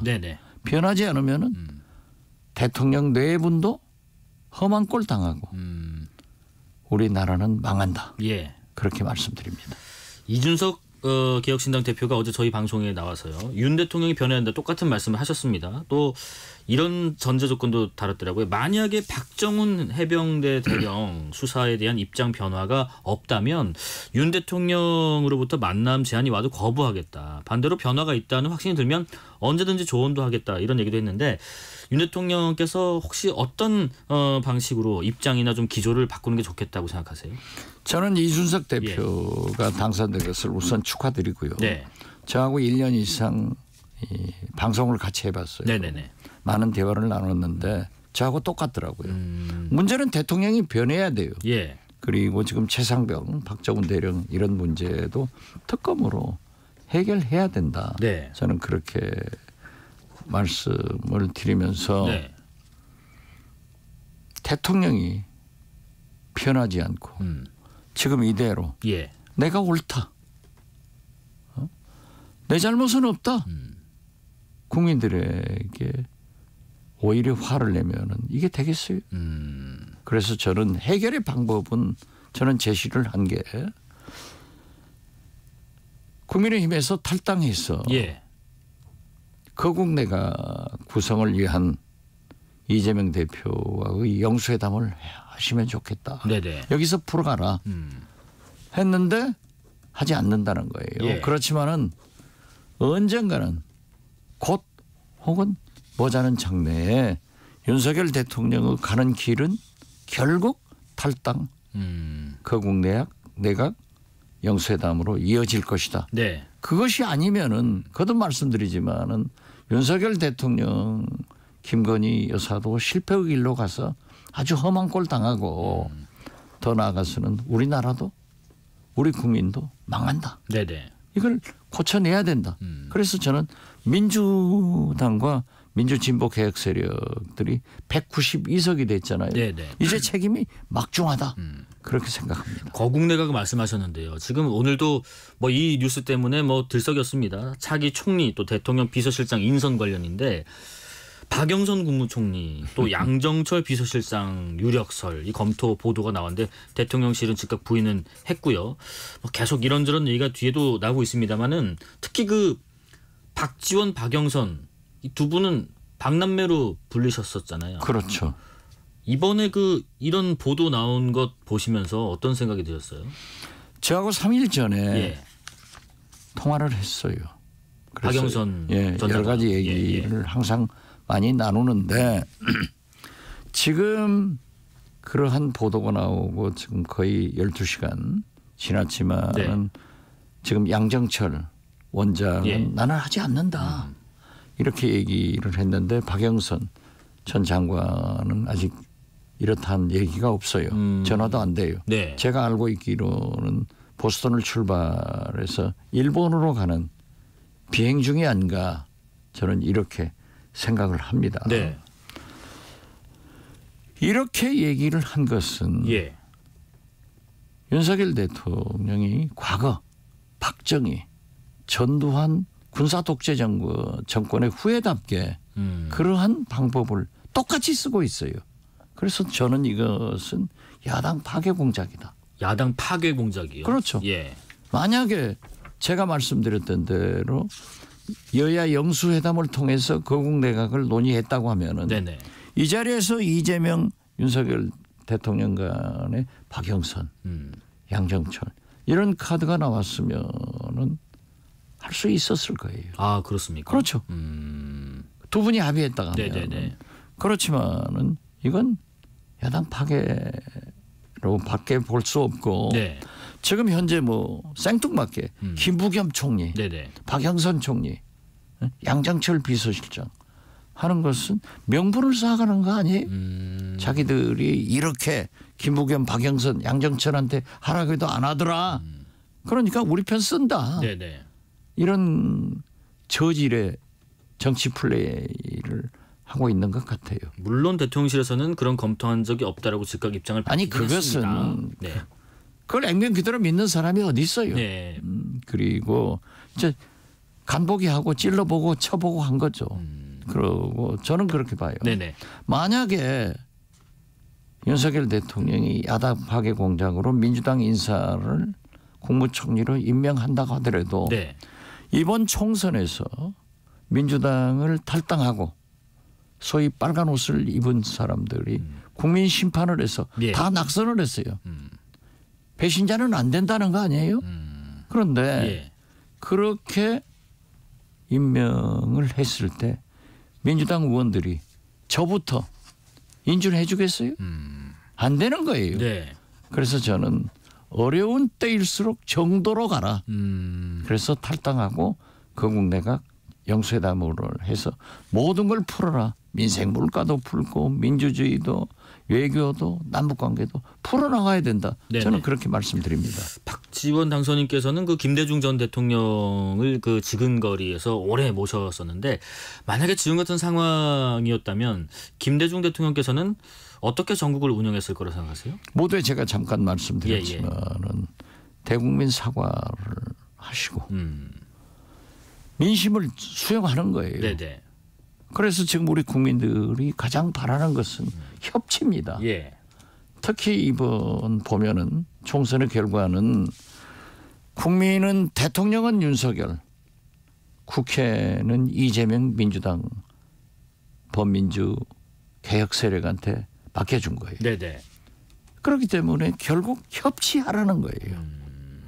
그래서 김대중 대통령처럼 여야 영수회담을 해서 풀어가는 그래서 국민을 안심시키는 네. 이런 일을 하셔야 윤석열 대통령도 성공의 길로 간다. 거듭 말씀드립니다. 그 이번 총선에서 이낙연 전 총리께서 낙선을 하셨는데 올해 또 같이 정치 활동 무대에서 많이 겪어보신 상황에서 참 여러 가지 감정이 드셨을 것 같긴 해요. 정치 거물의 쓸쓸한 뭐 퇴장이다. 또 정치의 미래가 불투명하다. 이런 평가도 나오거든요. 저는 이낙연 대표에 대해서 참으로 오랫동안 예. 호영호재하고 막역한 관계입니다. 네네. 그렇지만은 탈당, 창당에 대해서 제가 맨 선두에 서서 극렬하게 비난하고 반대를 했어요. 네, 그러셨죠. 오늘의 결과를 예측했기 때문에 그래서 저는 이낙연 대표가 지금 실패하고 예. 제가 오늘 듣기로는 뭐 당사도 이렇게 정리하고 그런다는데 네네. 이제 국민이 무엇을 원하는가 그 길로 가셔야 된다.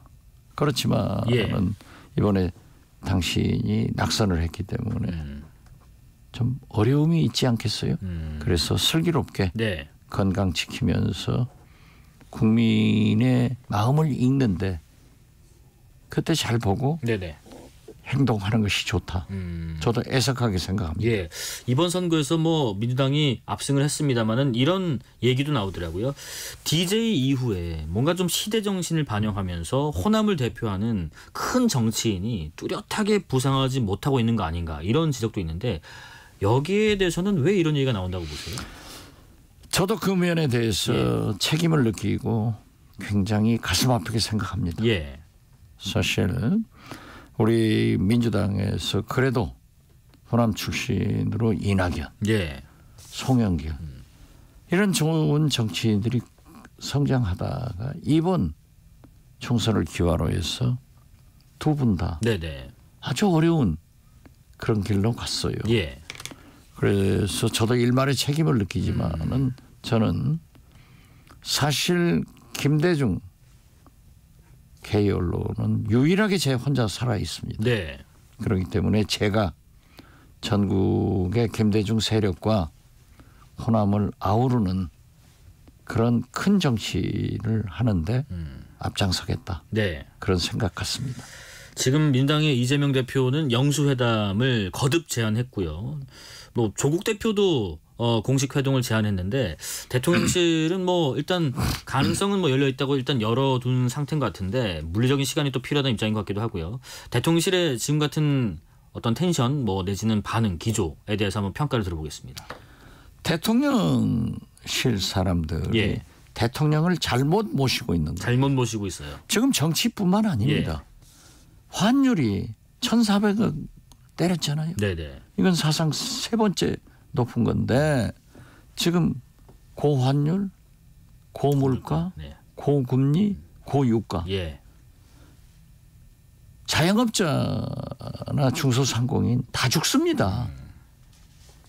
거기에 윤석열 대통령은 때려잡으라는 물가나 은행 금리는 못 잡고 입만 벌리면은 민주당 이재명 문재인 하다가 이 꼴 된 거 아니에요. 예. 그렇기 때문에 저는 왜 못 풀어가냐 이거죠.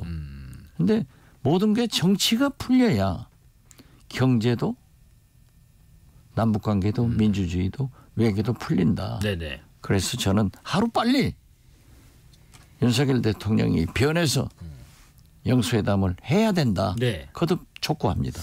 당내 얘기 좀 해볼게요. 민주당은 뭐 전당대회가 한 넉 달 정도 남은 것 같은데 벌써부터 이재명 대표가 연임을 하는가 뭐 가능성이 있는가 이런 얘기도 나오는데 당대표 뭐 연임 선례는 없다고는 하는데 그래도 뭐 안 되는 건 아니니까요. 당선인께서는 이재명 대표께서 좀 부담을 가지고 있을까? 앞으로 이 당대표 연임을 하는 게 맞는 것인가? 어떤 의견을 갖고 계세요? 저는 제가 맨 먼저 예. 인터뷰를 하다가 이제 물어서 그 답변을 했는데 네. 이재명 대표는 이번에 국민들로부터 리더십에 대한 재신임을 받았습니다. 예. 총선에 압도적 승리를 했잖아요. 네네. 거기에 정당은 선거를 하기 위해서 창당이 되고 예. 선거는 이기려고 하는 거예요. 민주당의 최대의 지상 목표는 정권 교체입니다. 그런데 지난 윤석열 정권 2년간 예. 이재명 대표는 한 번도 차기 대통령 후보 선호도 적합도에서 1등을 놓쳐본 적 없어요. 또 특히 이번 총선 기간에도 이재명 32%, 한동훈 27%. 예. 한동훈은 갔잖아요. 끝났어요.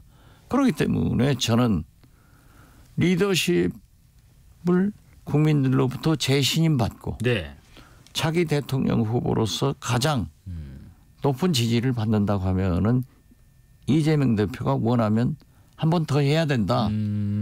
연임하는 것이 나쁘지 않잖아요. 네네. 그런데 김부겸 총리 같은 분도 저한테 그러더라고요. 예. 지금은 이재명 타임입니다. 이재명의 시간이다. 당내 컨센서스가 이루어졌다고 봐요. 예. 그래가지고 만약 대통령에 출마하려고 하면은 김대중 대통령도 문재인 대통령도 당헌 당규에 따라서 1년 전에 사퇴하고 경선하는 거예요. 네네네. 그래서 저는 지금은 이재명 대표가 당대표가 돼서 더 확고하게 민주당을 단결시키고 민주진보 개혁 세력과 함께 윤석열, 김건희 검찰 정권에 네. 투쟁할 때다. 저는 그렇게 봅니다. 지금 12석을 차지하게 된 조국혁신당에 대해서는 뭐 최우선 과제가 교섭단체 구성일 것 같은데 이 민주당 내에서 견제 목소리가 나오고 있는 것 같아요. 예를 들면 정청래 의원께서 조국혁신당에서 강연한 것을 두고도 당내에서 일각 비판이 있던데 조국혁신당을 향한 민주당의 지금 입장은 계속된 견제인가요? 아니면 관계가 다르게 정립될 수도 있는 건가요? 그렇게 해서는 안 돼요. 예. 왜 견제합니까? 협력해야죠. 예. 제가 조국 대표하고 방송에 나가서 명예당원 얘기를 했을 때 저를 징계하겠다고 난리를 피웠잖아요. 아니 정청래 최고위원이 조국 혁신당에 가서 한마디 해주는 게 왜 합니까? 네. 저도요. 정의당 심상정 대표의 요구를 받고 가서 강의했어요. 네. 그래서 저는 그렇게 소탐대실하는 일은 하지 마라. 결국 조국 혁신당의 12분의 의원이 예. 김건희 특검을 찬성하겠습니까? 반대하겠습니까? 우리 편이에요. 네네. 그래서 이재명 대표도 같이 가자. 예. 우군이다. 네네.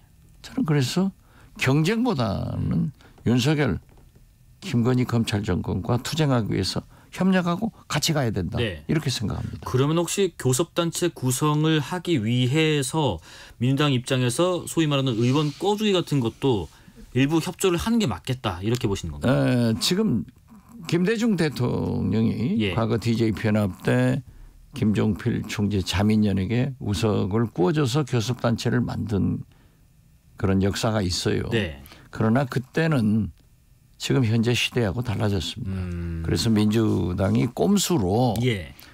구워줘가지고 빌려줘가지고 교섭단체를 구성하는 것은 저는 국민 정서에 바람직하지 않다. 네. 그래서 반대를 합니다. 네네. 그러나 조국 대표가 천명했듯이 그 군소 예예. 정당 의원들을 다 합쳐봐야 20석이 안 되잖아요. 네네. 그래서 저는 본래 이러한 조국 혁신당이 나오기 전에 네. 이 연동형 비례대표냐 병립형이냐 이때 할 때도 저는 줄기차게 부르짖는 게 소수 의견과 사표 방지를 위해서는 원내 교섭단체 구성 요건 지금 20석을 네네. 쿠라파처럼 10석 5석으로 줄이자. 국회법을 개정해서 예. 해주는 게 좋다. 그래서 저는 그러한 방법을 모색하는 것이 차라리 바람직하지 네. 구워주고 뭐 빌려주고 이런 것은 지금 국민들이 많이 변했어요. 네네. 오히려 안 좋을 거다 이렇게 생각합니다. 시간은 다 됐습니다만 한 가지 마지막 질문 좀 드려볼게요. 차기 국회의장 뭐 누가 되실까 이런 얘기 많이 나오는데 거명되는 분도 있고요. 혹시 박지원 당선인께서 의향이 있으신지요? 저는 아직 국회의장이나 이런 문제에 대해서 생각해 본 적은 없습니다. 예. 그러면 저는 항상 그 원장님 만날 때마다 그런 걸 여쭤보고 싶거든요. 아직 22대 국회 시작 전입니다만은 혹시 다음 목표가 벌써 있으세요? 그러한 것은 아직 생각해 보지 않았어요. 네네. 저한테 뭐 당대표를 나오느냐 국회의장을 하느냐 이런 질문을 인터뷰할 때마다 많이 받고 있는데 네. 저는 아직 그러한 것을 생각해 보지 않았다. 예. 현재 그래서 제가 얘기를 확실하게 할 수 없습니다. 예, 알겠습니다. 참고로 그 박지원 당선인께서 잠깐 언급한 차기 대선 주자 관련 여론조사 내용은요. MBC가 코리아 리서치 인터내셔널에 의뢰해서 지난달 26일부터 27일 전국 만 18세 이상 유권자 1,001명을 대상으로 실시한 결과였고요. 자세한 내용은 중앙선거방송 여론조사 심의위원회 홈페이지를 참고하시면 좋겠고요. 무선 전화 방식으로 조사가 진행됐습니다. 자, 여기까지 말씀 듣겠습니다. 지금까지 전남, 해남, 완도, 진도 박지원 당선인이었습니다. 고맙습니다. 네, 감사합니다. 실시간 교통정보 알아보겠습니다. 교통정보센터 임초희 리포터 나와주세요. 네, 이 시각 교통정보입니다. 서울 시내 강변북로 일산 방향 청담대교에서 성수대교, 다시 한남대교에서 가양대교까지 정체입니다. 올림픽대로 공항 쪽으로는 영동대교에서 가양대교까지 쭉 많이 막히고요. 반포대교 부근 5차로에서는 계속해서 작업을 하고 있습니다. 신월 여의지하도로 인천 쪽으로 평소보다 정체가 극심한데요. 신월 라들목을 앞두고 고장난 차가 있었습니다. 이 여파로 여의대로부터 신월 라들목까지 1시간 넘게 걸리고 있고요. 경부고속도로 서울 쪽 남사진위에서 동탄, 기흥 동탄에서 수원 사이 어렵습니다. 다시 신갈에서 판교 분기점까지 긴 구간 밀리고요. 이후에는 양재에서 반포까지 정체입니다. 수도권 제1순환고속도로 판교에서 구리 쪽은 판교 분기점에서 성남 부근, 다시 송파 부근부터 구리 남양주 요금소까지 길게 정체입니다. KBS 교통정보센터였습니다.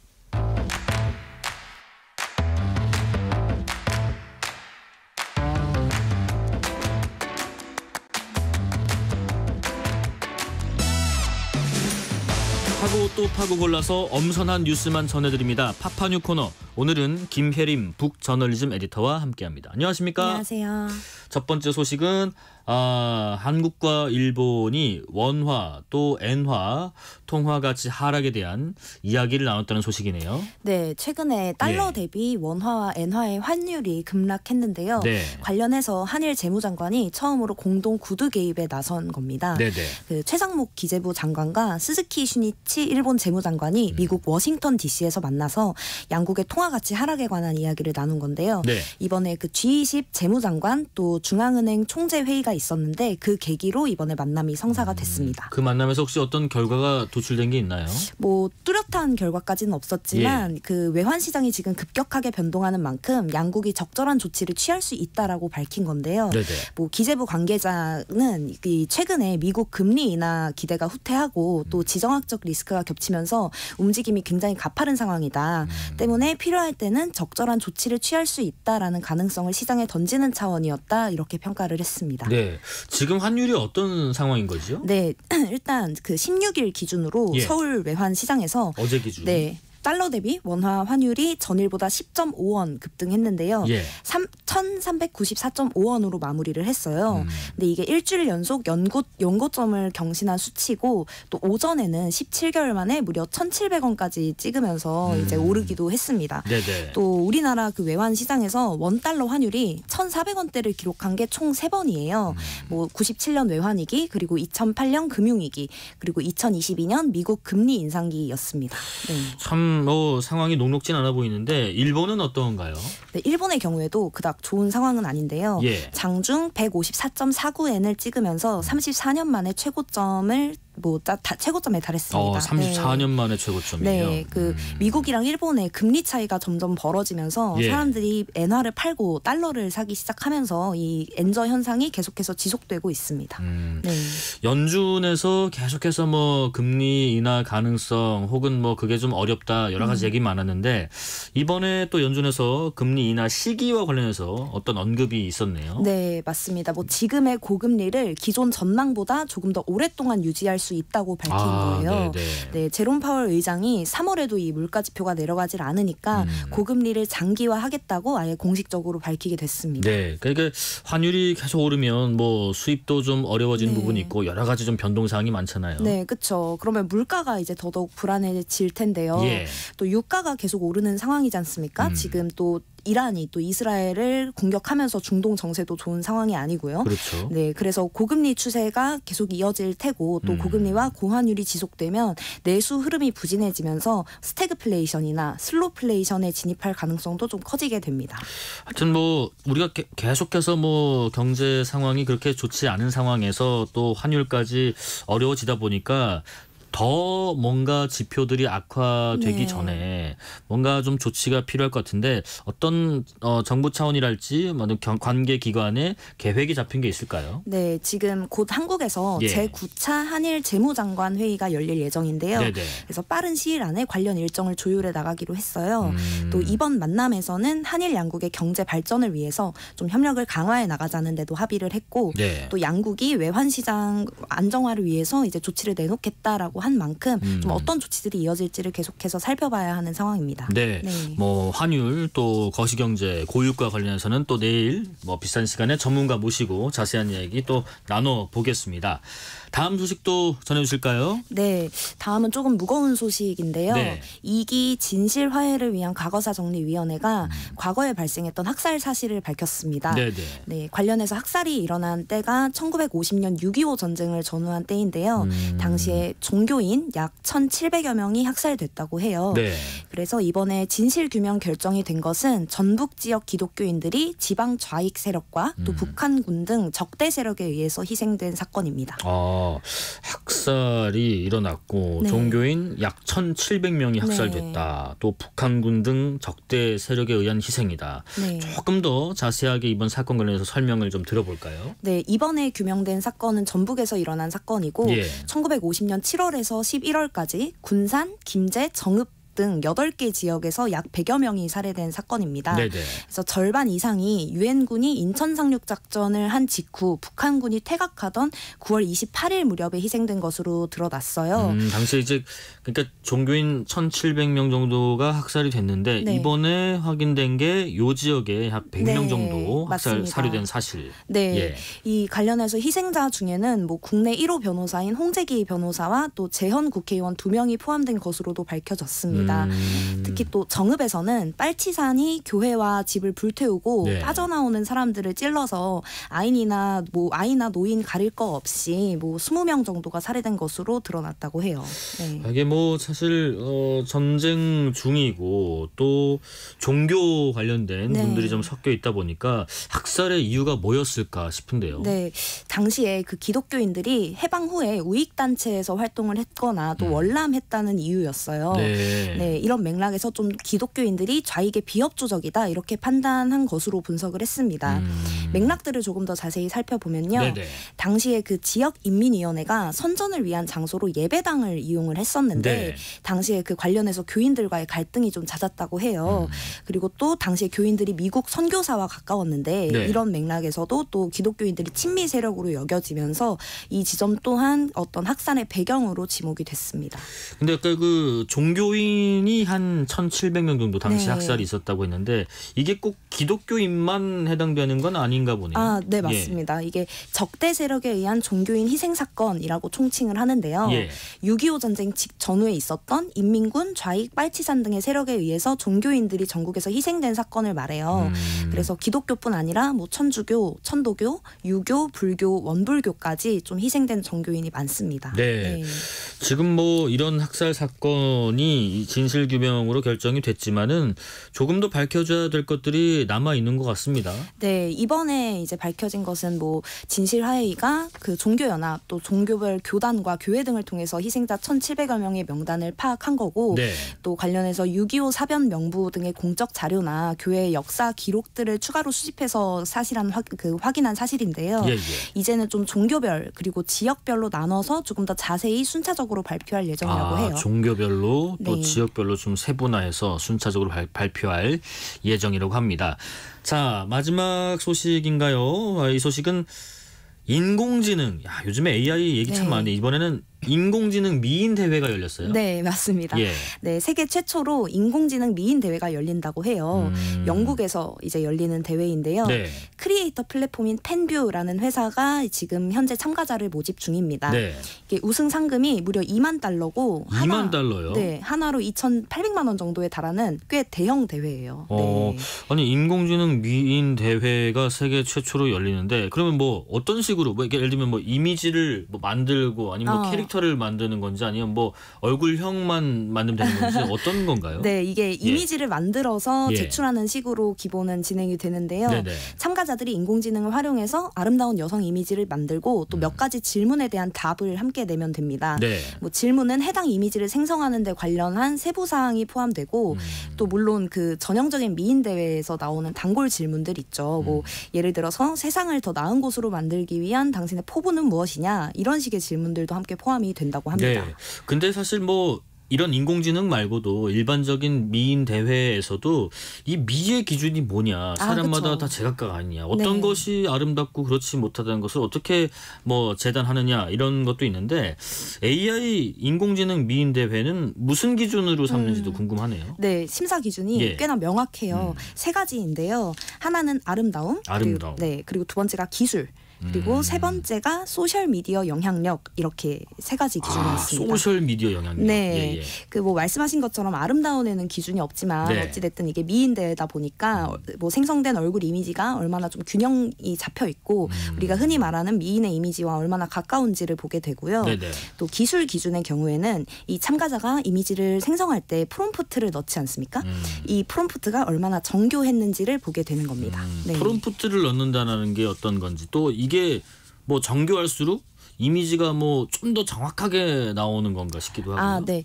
저희가 뭐 달리나 아니면 미드저니와 같은 이미지 생성형 인공지능에 뭐 원숭이 이미지를 그려달라고 하면 뭐 어떤 행동을 하고 있는 원숭이를 그려줘 뭐 이런 식으로 이제 프롬프트를 넣게 되는데 그러니까 이제 뭐 예를 들면 입력어를 네, 그쵸. 구체적으로 뭐 그쵸. 뭘 하고 있는 어떤 모습에 무슨 형태의 뭐를 넣어줘. 네, 그렇게 이제 프롬프트를 입력을 하게 되는데요. 네네. 인공지능이 만든 이미지를 보면은 자주 오류가 나는 부분들이 뭐 손이나 눈처럼 좀 세밀한 표현이 이제 필요한 부분에 오류가 많이 나요. 예. 그래서 프롬프트를 얼마나 정교하게 넣어서 이런 지점을 어떻게 잘 해결했는지를 이제 기술 기준에서 보게 되고요. 네, 그리고 또 세 번째 기준인 그 소셜 미디어 영향력 같은 경우에는 뭐 사람들의 관심을 지금 얼마나 많이 끌었느냐를 보게 됩니다. 네. 손이나 눈 주변이 세심한 표현이 필요하군요. 네. 하긴 뭐 둥근 형태의 얼굴 이런 거 말고 그쵸. 약간 뭐 영롱한 눈빛에 뭐 무슨 색을 띠면서 뭐 어렵겠네요. 네. 하여튼 프롬프트라는 것이 정교할수록 이미지가 정확하게 나올 가능성이 크다. 근데 원래 이런 미인 대회에는 관객들도 많고 한데 인공지능 미인 대회는 관객들이 없겠죠. 그러면은 어떤 식으로 그래도 좀 대안을 삼나 뭐 화상 채팅을 하나요? 어떻게 하나요? 그래서 이제 소셜 미디어 영향력을 보게 되는 것 네네. 같습니다. 이 또 그 심사위원도 굉장히 재미있는 부분이 있는데 심사위원 중에도 인공지능이 포함되어 있다고 해요. 심사도 AI가 해요. 네, 그래서 뭐 심사위원에 이제 인공지능 모델을 포함해서 4명의 전문 심사위원이 평가를 하게 되는데요. 인간 심사위원단으로는 이제 기존 미인 대회 전문 심사위원 그리고 PR 전문가와 포함해서 또 인공지능이 함께 평가를 하게 된다고 합니다. 이번 이런 대회를 연 곳이 뭐 펜부라고 하더라고요. 이게 어떤 회사고 이런 새로운 대회를 연 이유가 뭔지도 궁금해요. 네, 또 유튜브나 인스타그램과 같은 소셜 미디어에서 활동하는 크리에이터가 수익을 좀 잘 낼 수 있도록 하는 구독형 플랫폼을 운영하는 회사예요.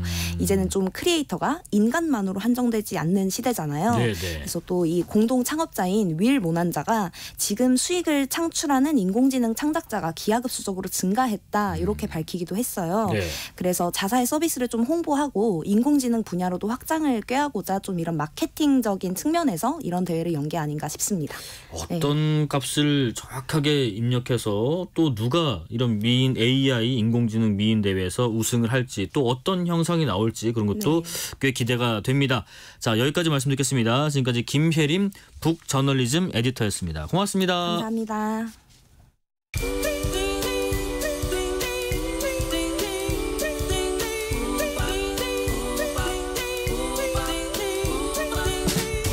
오늘 하루 뉴스를 정리해주는 다정한 편지 한 통. KBS 1라디오 뉴스레터 K.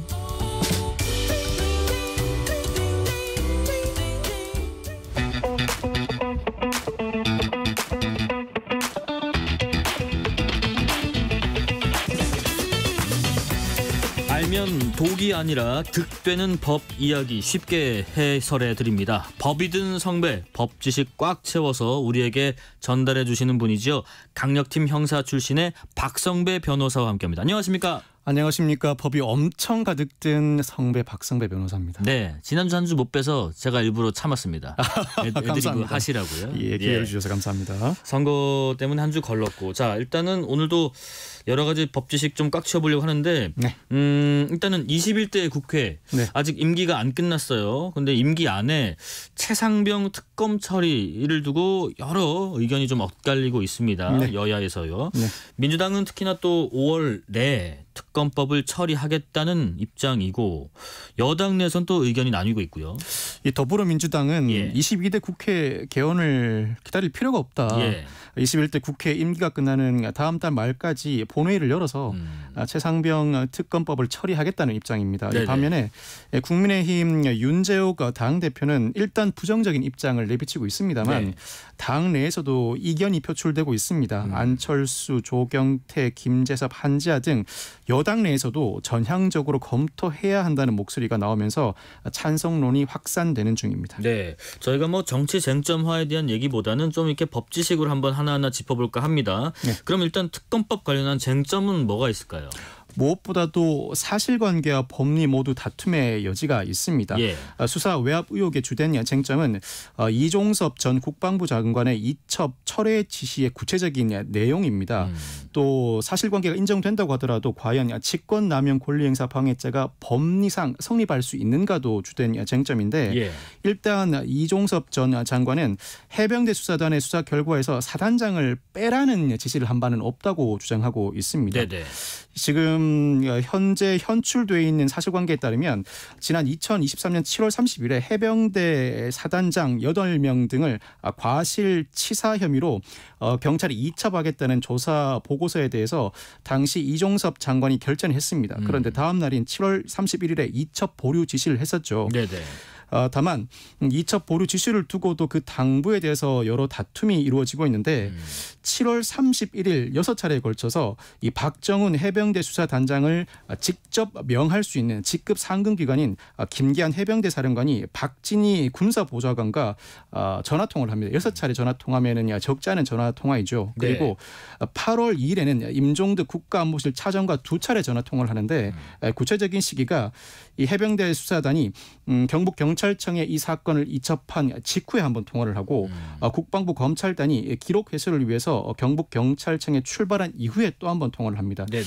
이 통화 사실 자체를 두고도 부당한 외압이 있었던 것 아닌가라는 문제 제기가 있습니다.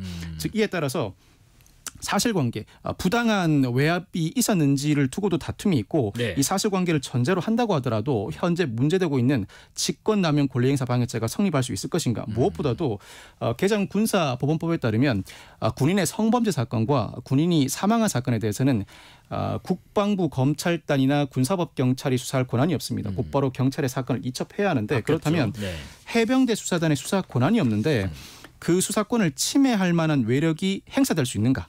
즉 직권남용 권리행사 방해죄가 성립할 수 없다는 주장도 있는 반면 그렇다고 하더라도 직접적인 수사 권한은 없다고 하더라도 사건 초기의 사실관계를 조사해서 혐의를 더해 이첩을 해야 하는 업무는 수행한다. 네네. 그렇다면 그 과정에서 개입한다면 그 자체가 직권남용 권리행사 방해죄라는 주장도 있습니다. 또 한 가지는 이미 경북 경찰청에 이첩된 사건을 회수해오는 과정에서 개입을 했다면 박정훈 해병대 수사단장의 항명 혐의를 입증하기 위한 차원에서 그 기록을 회수해 오라는 취지였다면 직권남용 권리행사 방해죄가 성립하기 어렵지만 그렇지 않고 이미 이첩한 수사 결과 중에 즉 조사 보고 결과 중에 특정 인물들을 배제하기 위한 취지라면 이때는 충분히 직권남용 권리행사 방해죄가 성립한다는 반론도 팽팽하게 맞서고 있습니다. 예, 뭐 그러다 보니까 이제 군사법원법이 뭐 좀 더 촘촘했어야 된다는 얘기도 있었고요. 또 네네. 수사와 조사는 뭐 어떤 차이인가 뭐 이런 얘기도 초반에 많이 나왔었죠. 네. 이번 특검에서 수사하려는 내용하고요. 네. 지금 이제 진행 중인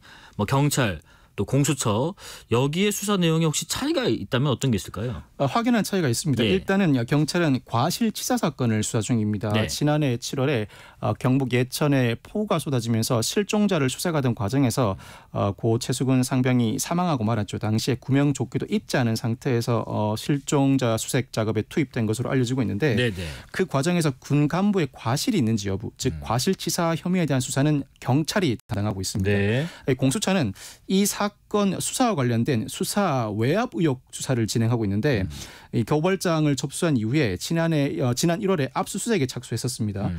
국방부 해병대 사령관, 부사령관에 대한 압수수색이 이루어졌고 현재 디지털 포렌식이 진행 중인 상황입니다. 관련자 수사가 좀처럼 속도를 붙이지 못하고 있습니다만 이종섭 전 장관이 호주 대사로 임명된 직후 출국 이전에 한번 조사가 이루어졌었고 그 외에 포렌식 결과에 따른 참고인 조사가 대대적으로 이루어지진 않았습니다. 현재 이 시점에서 특검이 진행된다면 경찰이 진행하고 있는 과실치사 사건도 넘겨받고 무엇보다도 공수처가 진행하고 있는 수사 외압 의혹 관련 수사를 넘겨받아 수사 범위가 확대된다면 상황에 따라서는 대통령실과 국가안보실 등으로 수사 범위가 확대될 가능성이 있습니다. 박정훈 대령에 대한 항명 혐의 관련해서는 군사재판에서 진행 중인데 그렇습니다. 이것도 특검에서 가져갈 수도 있는 여지가 있나요? 그 부분은 가져갈 가능성이 낮습니다. 그 이유가 일단 박정훈 대령이 받고 있는 혐의, 이미 기소가 된 혐의는 항명과 상관 모욕죄입니다. 이 항명은 김계한 해병대 사령관의 지시를 어기고 이첩을 강행했다는 내용이고 상관 모욕은 특정 프로그램에 출연해서 허위 사실을 적시해 상관의 명예를 훼손했다는 혐의인데 이미 사건이 군사법원에 넘어가서 재판이 진행되고 있는 만큼 특별히 제3자가 이 사건에 개입해 또 다른 범죄 혐의가 발견되지 않는 이상은 재판 진행 중인 사건은 수사는 사실상 어렵습니다. 아마 특검이 이 사건 수사를 진행하고 박정훈 대령이 받고 있는 혐의와 관련된 수사가 진행된다면 박정훈 대령의 혐의 자체보다는 박정훈 대령에게 수사 외압을 행사한 것으로 의심을 받고 있는 인물들에 대한 수사가 진행될 것이고 항명과 상관 모욕죄 범죄 성립을 희석화시킬 수 있는 수사가 일부 진행될 수는 있습니다. 그렇지만 박정훈 대령이 받고 있는 혐의 자체에 대한 수사는 진행이 어렵다고 할 수 있습니다. 지금 여당에서는요, 특히 윤재욱 대표께서 이 특검 관련해서 독소 조항을 얘기하고 있는데 그 뜻이 뭐죠? 윤 대표가 언급하고 있는 독소 조항은 야당 교섭단체가 특검 후보자를 추천하도록 한 조항. 또 한 가지는 이 특검이 수사 상황을 브리핑할 수 있도록 한 조항입니다. 그렇지만 사실 특검을 신설하는 과정에서 여당을 제외한 야당 교섭단체가 특검 후보자를 추천해온 과정은 이전 특검 추천 과정에서도 여러 차례 진행돼 왔습니다. 특히 특검이 본격적으로 수사를 진행하는 과정에서 수사 상황을 실시간으로 브리핑할 수 있는 조항도 예전에도 있었습니다. 그렇다면 윤 대표가 언급하는 이 독소 조항 자체는 특히 마음에 와닿지는 않습니다.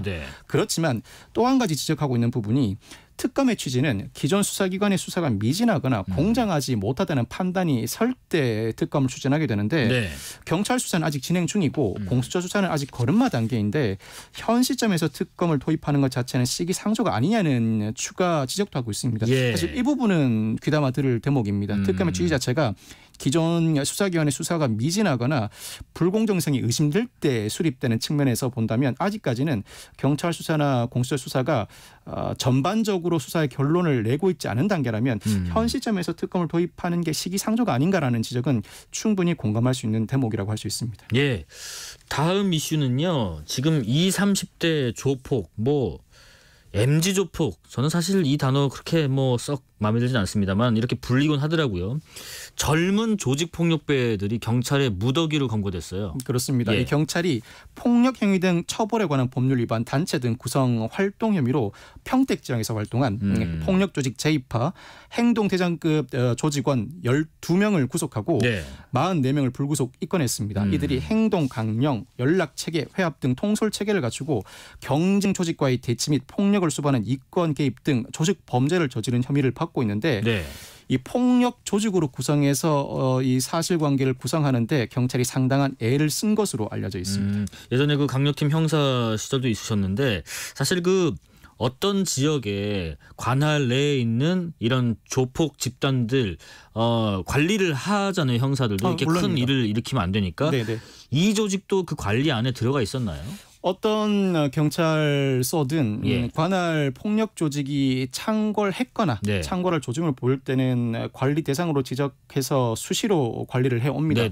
그런데 이 제2파도 지난 1995년에 결성된 폭력 조직인데 경찰의 관리 대상에 올라와는 있었습니다. 그런데 적극적으로 경찰이 개입하기에는 난점이 있었어요. 왜요? 통상 폭력 조직은 창고라는 기밀을 보이다가 수시로 경찰이 관리하면 그 기세가 사그라듭니다. 그래서 2000년대 초반부터 2010년 중반까지 특히 2010년 말까지도 전국의 폭력 조직이 그 세가 약화돼 가는 추세에 있었습니다. 그런데 최근에는 오히려 폭력 조직의 세가 다시 창고라는 조짐을 보이고 있는데 이 제2파의 경우에는 경찰이 두 차례에 걸쳐서 범죄단체 조직죄, 폭처법상 범죄단체 조직죄를 적용하려고 했지만 증거가 부족해서 이 법률을 의율하지 못했습니다. 그러다가 이 조직원들의 사건 판결문 300여 건을 전수 분석했다고 합니다. 그 과정에서 공소시효가 지나지 않은 사건들을 종합해서 이번에 범죄단체 조직죄를 적용하게 됐는데 조직원 간 통화 내역이라든지 범행 CCTV, 계좌 분석, 수감 조직원 녹취 분석 등을 통해서 각 개별 문제를 분석할 뿐만 아니라 아마 이 과정을 거쳐서 단체 조직의 입증 단초를 마련한 것 같습니다. 즉 폭력 조직 혐의를 적용할 만한 근거를 마련한 것으로 보이는데 이 범죄단체 조직죄가 적용되게 되면은 이 폭처법상 이 단체 등의 구성 활동 조항이 존재합니다. 예. 이 단체를 구성하거나 구성하지 않아도 가입하거나 가입해서 활동한 경우에는 가장 그 법정형의 최한 그 수괴나 간부가 아니어도 일반 조직원으로서 가입만 하더라도 네네. 특별히 구체적인 범죄 행위를 저지르지 않아도 징역 2년 이상으로 처벌할 수 있게 됩니다. 네네. 특히나 이 단체의 위력을 가시해서 각종 폭력 범죄를 저지를 때는 그 장단계 2분의 1까지 가중할 수 있게 되는데 이 범죄단체 조직죄를 적용할 수 있게 되면 가입 사실 자체만으로도 처벌할 수 있으니까 그렇죠. 가입 자체를 막을 수 있는 상당한 위하 효과를 발휘하게 됩니다. 네네. 그런데 이 범죄단체 조직죄를 적용하지 못하게 되면 일일이 개별 범죄를 경찰이 입증해내야 하거든요. 그렇죠. 개별 범죄를 입증한다고 하더라도 범죄단체 조직죄를 적용하지 못하면 이 범죄단체 즉 폭력 조직이 지속적으로 그 명맥을 유지해 나갈 수 있는 근거가 마련됩니다. 네네네. 그렇다 보니까 이 폭력 조직이 창궐할 때는 범죄단체 조직죄를 적용할 수 있을 만한 근거를 확보하기 위한 많은 노력을 기울이는데 네. 드디어 이 제2파에 대해서 처음으로 범죄단체 조직죄를 적용하게 된 것입니다. 그러니까 이제 범단으로 성립을 시키느냐 안 시키느냐 여기에 따라서 굉장히 달라지는데 그러다 보니까 보이스피싱 조직도 이 범단으로 인정을 해버려서 여기에 가입만 해도 가담만 해도 처벌할 수 있게 그렇습니다. 엄단을 하고 있잖아요. 예, 그것도 그런 같은 맥락 같은데 근데 궁금한 게요. 지금 2000년대 중반 정도에 이 조직이 확 줄어들었다고 했었는데 다시 이렇게 조폭 세력들 또 젊은 조폭 세력들이 이렇게 커지게 된 이유가 왜 이렇게 나오는 건지 싶어요. 폭력 조직의 양태가 변화했기 때문인데 2023년 경찰이 관리하는 조직 폭력 배수가 최근 10년 내 최다로인 것으로 드러났습니다. 이 중에서 3분의 1 이상인 2067명이 이른바 MZ조폭 30대 이하로 집계됐는데 MZ조폭이 SNS 등을 통해서 빠르게 세력을 확장해가면서 기존 조폭을 대체해가고 있는 형국입니다. 특히 10대부터 30대가 단기간에 돈을 벌 목적으로 조폭 세계에 거리낌 없이 뛰어들고 있고 SNS에 재력을 과시하는 방법으로 새 조직원을 포섭하는 양상을 보이고 있습니다. 특히나 젊은 세대를 대량으로 유입시키고 있고 가입 이후에는 100만 원 상당의 고급 맞춤 양복을 해주고 외제차도 계속 태워주는 등 어른들이 할 수 있는 유흥을 조기에 즐기게 해주면서 충성심을 키워내고 있습니다. 이 과거 조폭은 유흥업소, 불법 오락실, 사채업 관리가 주요 수입원이었죠. 그렇지만 요즘 MZ조폭은 기업 인수합병, 금융투자업, 주가 조작, 사이버 도박 등 다양한 곳으로 손을 뻗치고 있고 굳이 사무실을 차리거나 한 지역을 기반으로 모이지 않습니다. 돈이 되는 것이면 무엇이든 한다는 기조하에 마약 시장에도 손을 내고 있거든요. 마약까지요. 마약 유통에도 개입하고 있고 특히 이 MZ조폭들 예전과 달리 한 두목을 중심으로 상명하복의 체계를 갖추지 않습니다. 돈이 되는 곳이라면 온 오프라인 모임을 통해서 이합지산을 합니다. 즉 각 MZ조폭 조직원들이 상황에 따라서 이합지산을 하다 보니까 범죄단체 조직죄를 적용하기도 어렵고 경찰이 관리 대상으로 삼아서 지속적으로 이 폭력 조직을 관리하는 데도 상당한 애로가 있는 것입니다. 그러니까 이제 뭐 고등학교 3, 3학년 뭐 이쯤 되면은 슬슬 관리를 하면서 뭐 이렇게 멋있게 좀 옷도 좀 주고 돈도 주고 하면서 관리를 해서 본격적으로 조폭 세계에 뛰어들게 하고 그런 수법들도 뭐 예전처럼 유흥업소 이런 게 아니라 뭐 마약까지 손대는 이런 지경까지 온 상황이라는 소식까지 전해드렸습니다. 자, 여기까지 말씀 듣겠습니다. 지금까지 법이든 성배 박성배 변호사였습니다. 고맙습니다. 네, 감사합니다. 5208님 오늘도 뉴스레터 K 들으면서 봄날 퇴근길 즐기고 있어요. 청취율 조사 기간인 것 같은데 이거 중요합니다. 뉴스레터 K 애청자들한테 전화 많이 갔으면 좋겠어요. 언제나 따뜻하고 공정한 시각 감사합니다. 5208님 감사합니다. 자, 오늘 뉴스레터 K는 여기까지고요. 오늘로 파리올림픽 100일 남았다는 소식 전해드렸는데요. 우리 선수들 응원하는 마음으로 부석순의 파이팅 해야지 들으면서 이 시간 마무리하겠습니다. 치킨 쿠폰 받으실 분들 뉴스레터 K 홈페이지를 확인해 주시고요. 오늘도 여러분과 함께 세상을 읽어봤습니다. 지금까지 뉴스레터 K KBS 김영준이었습니다. 고맙습니다.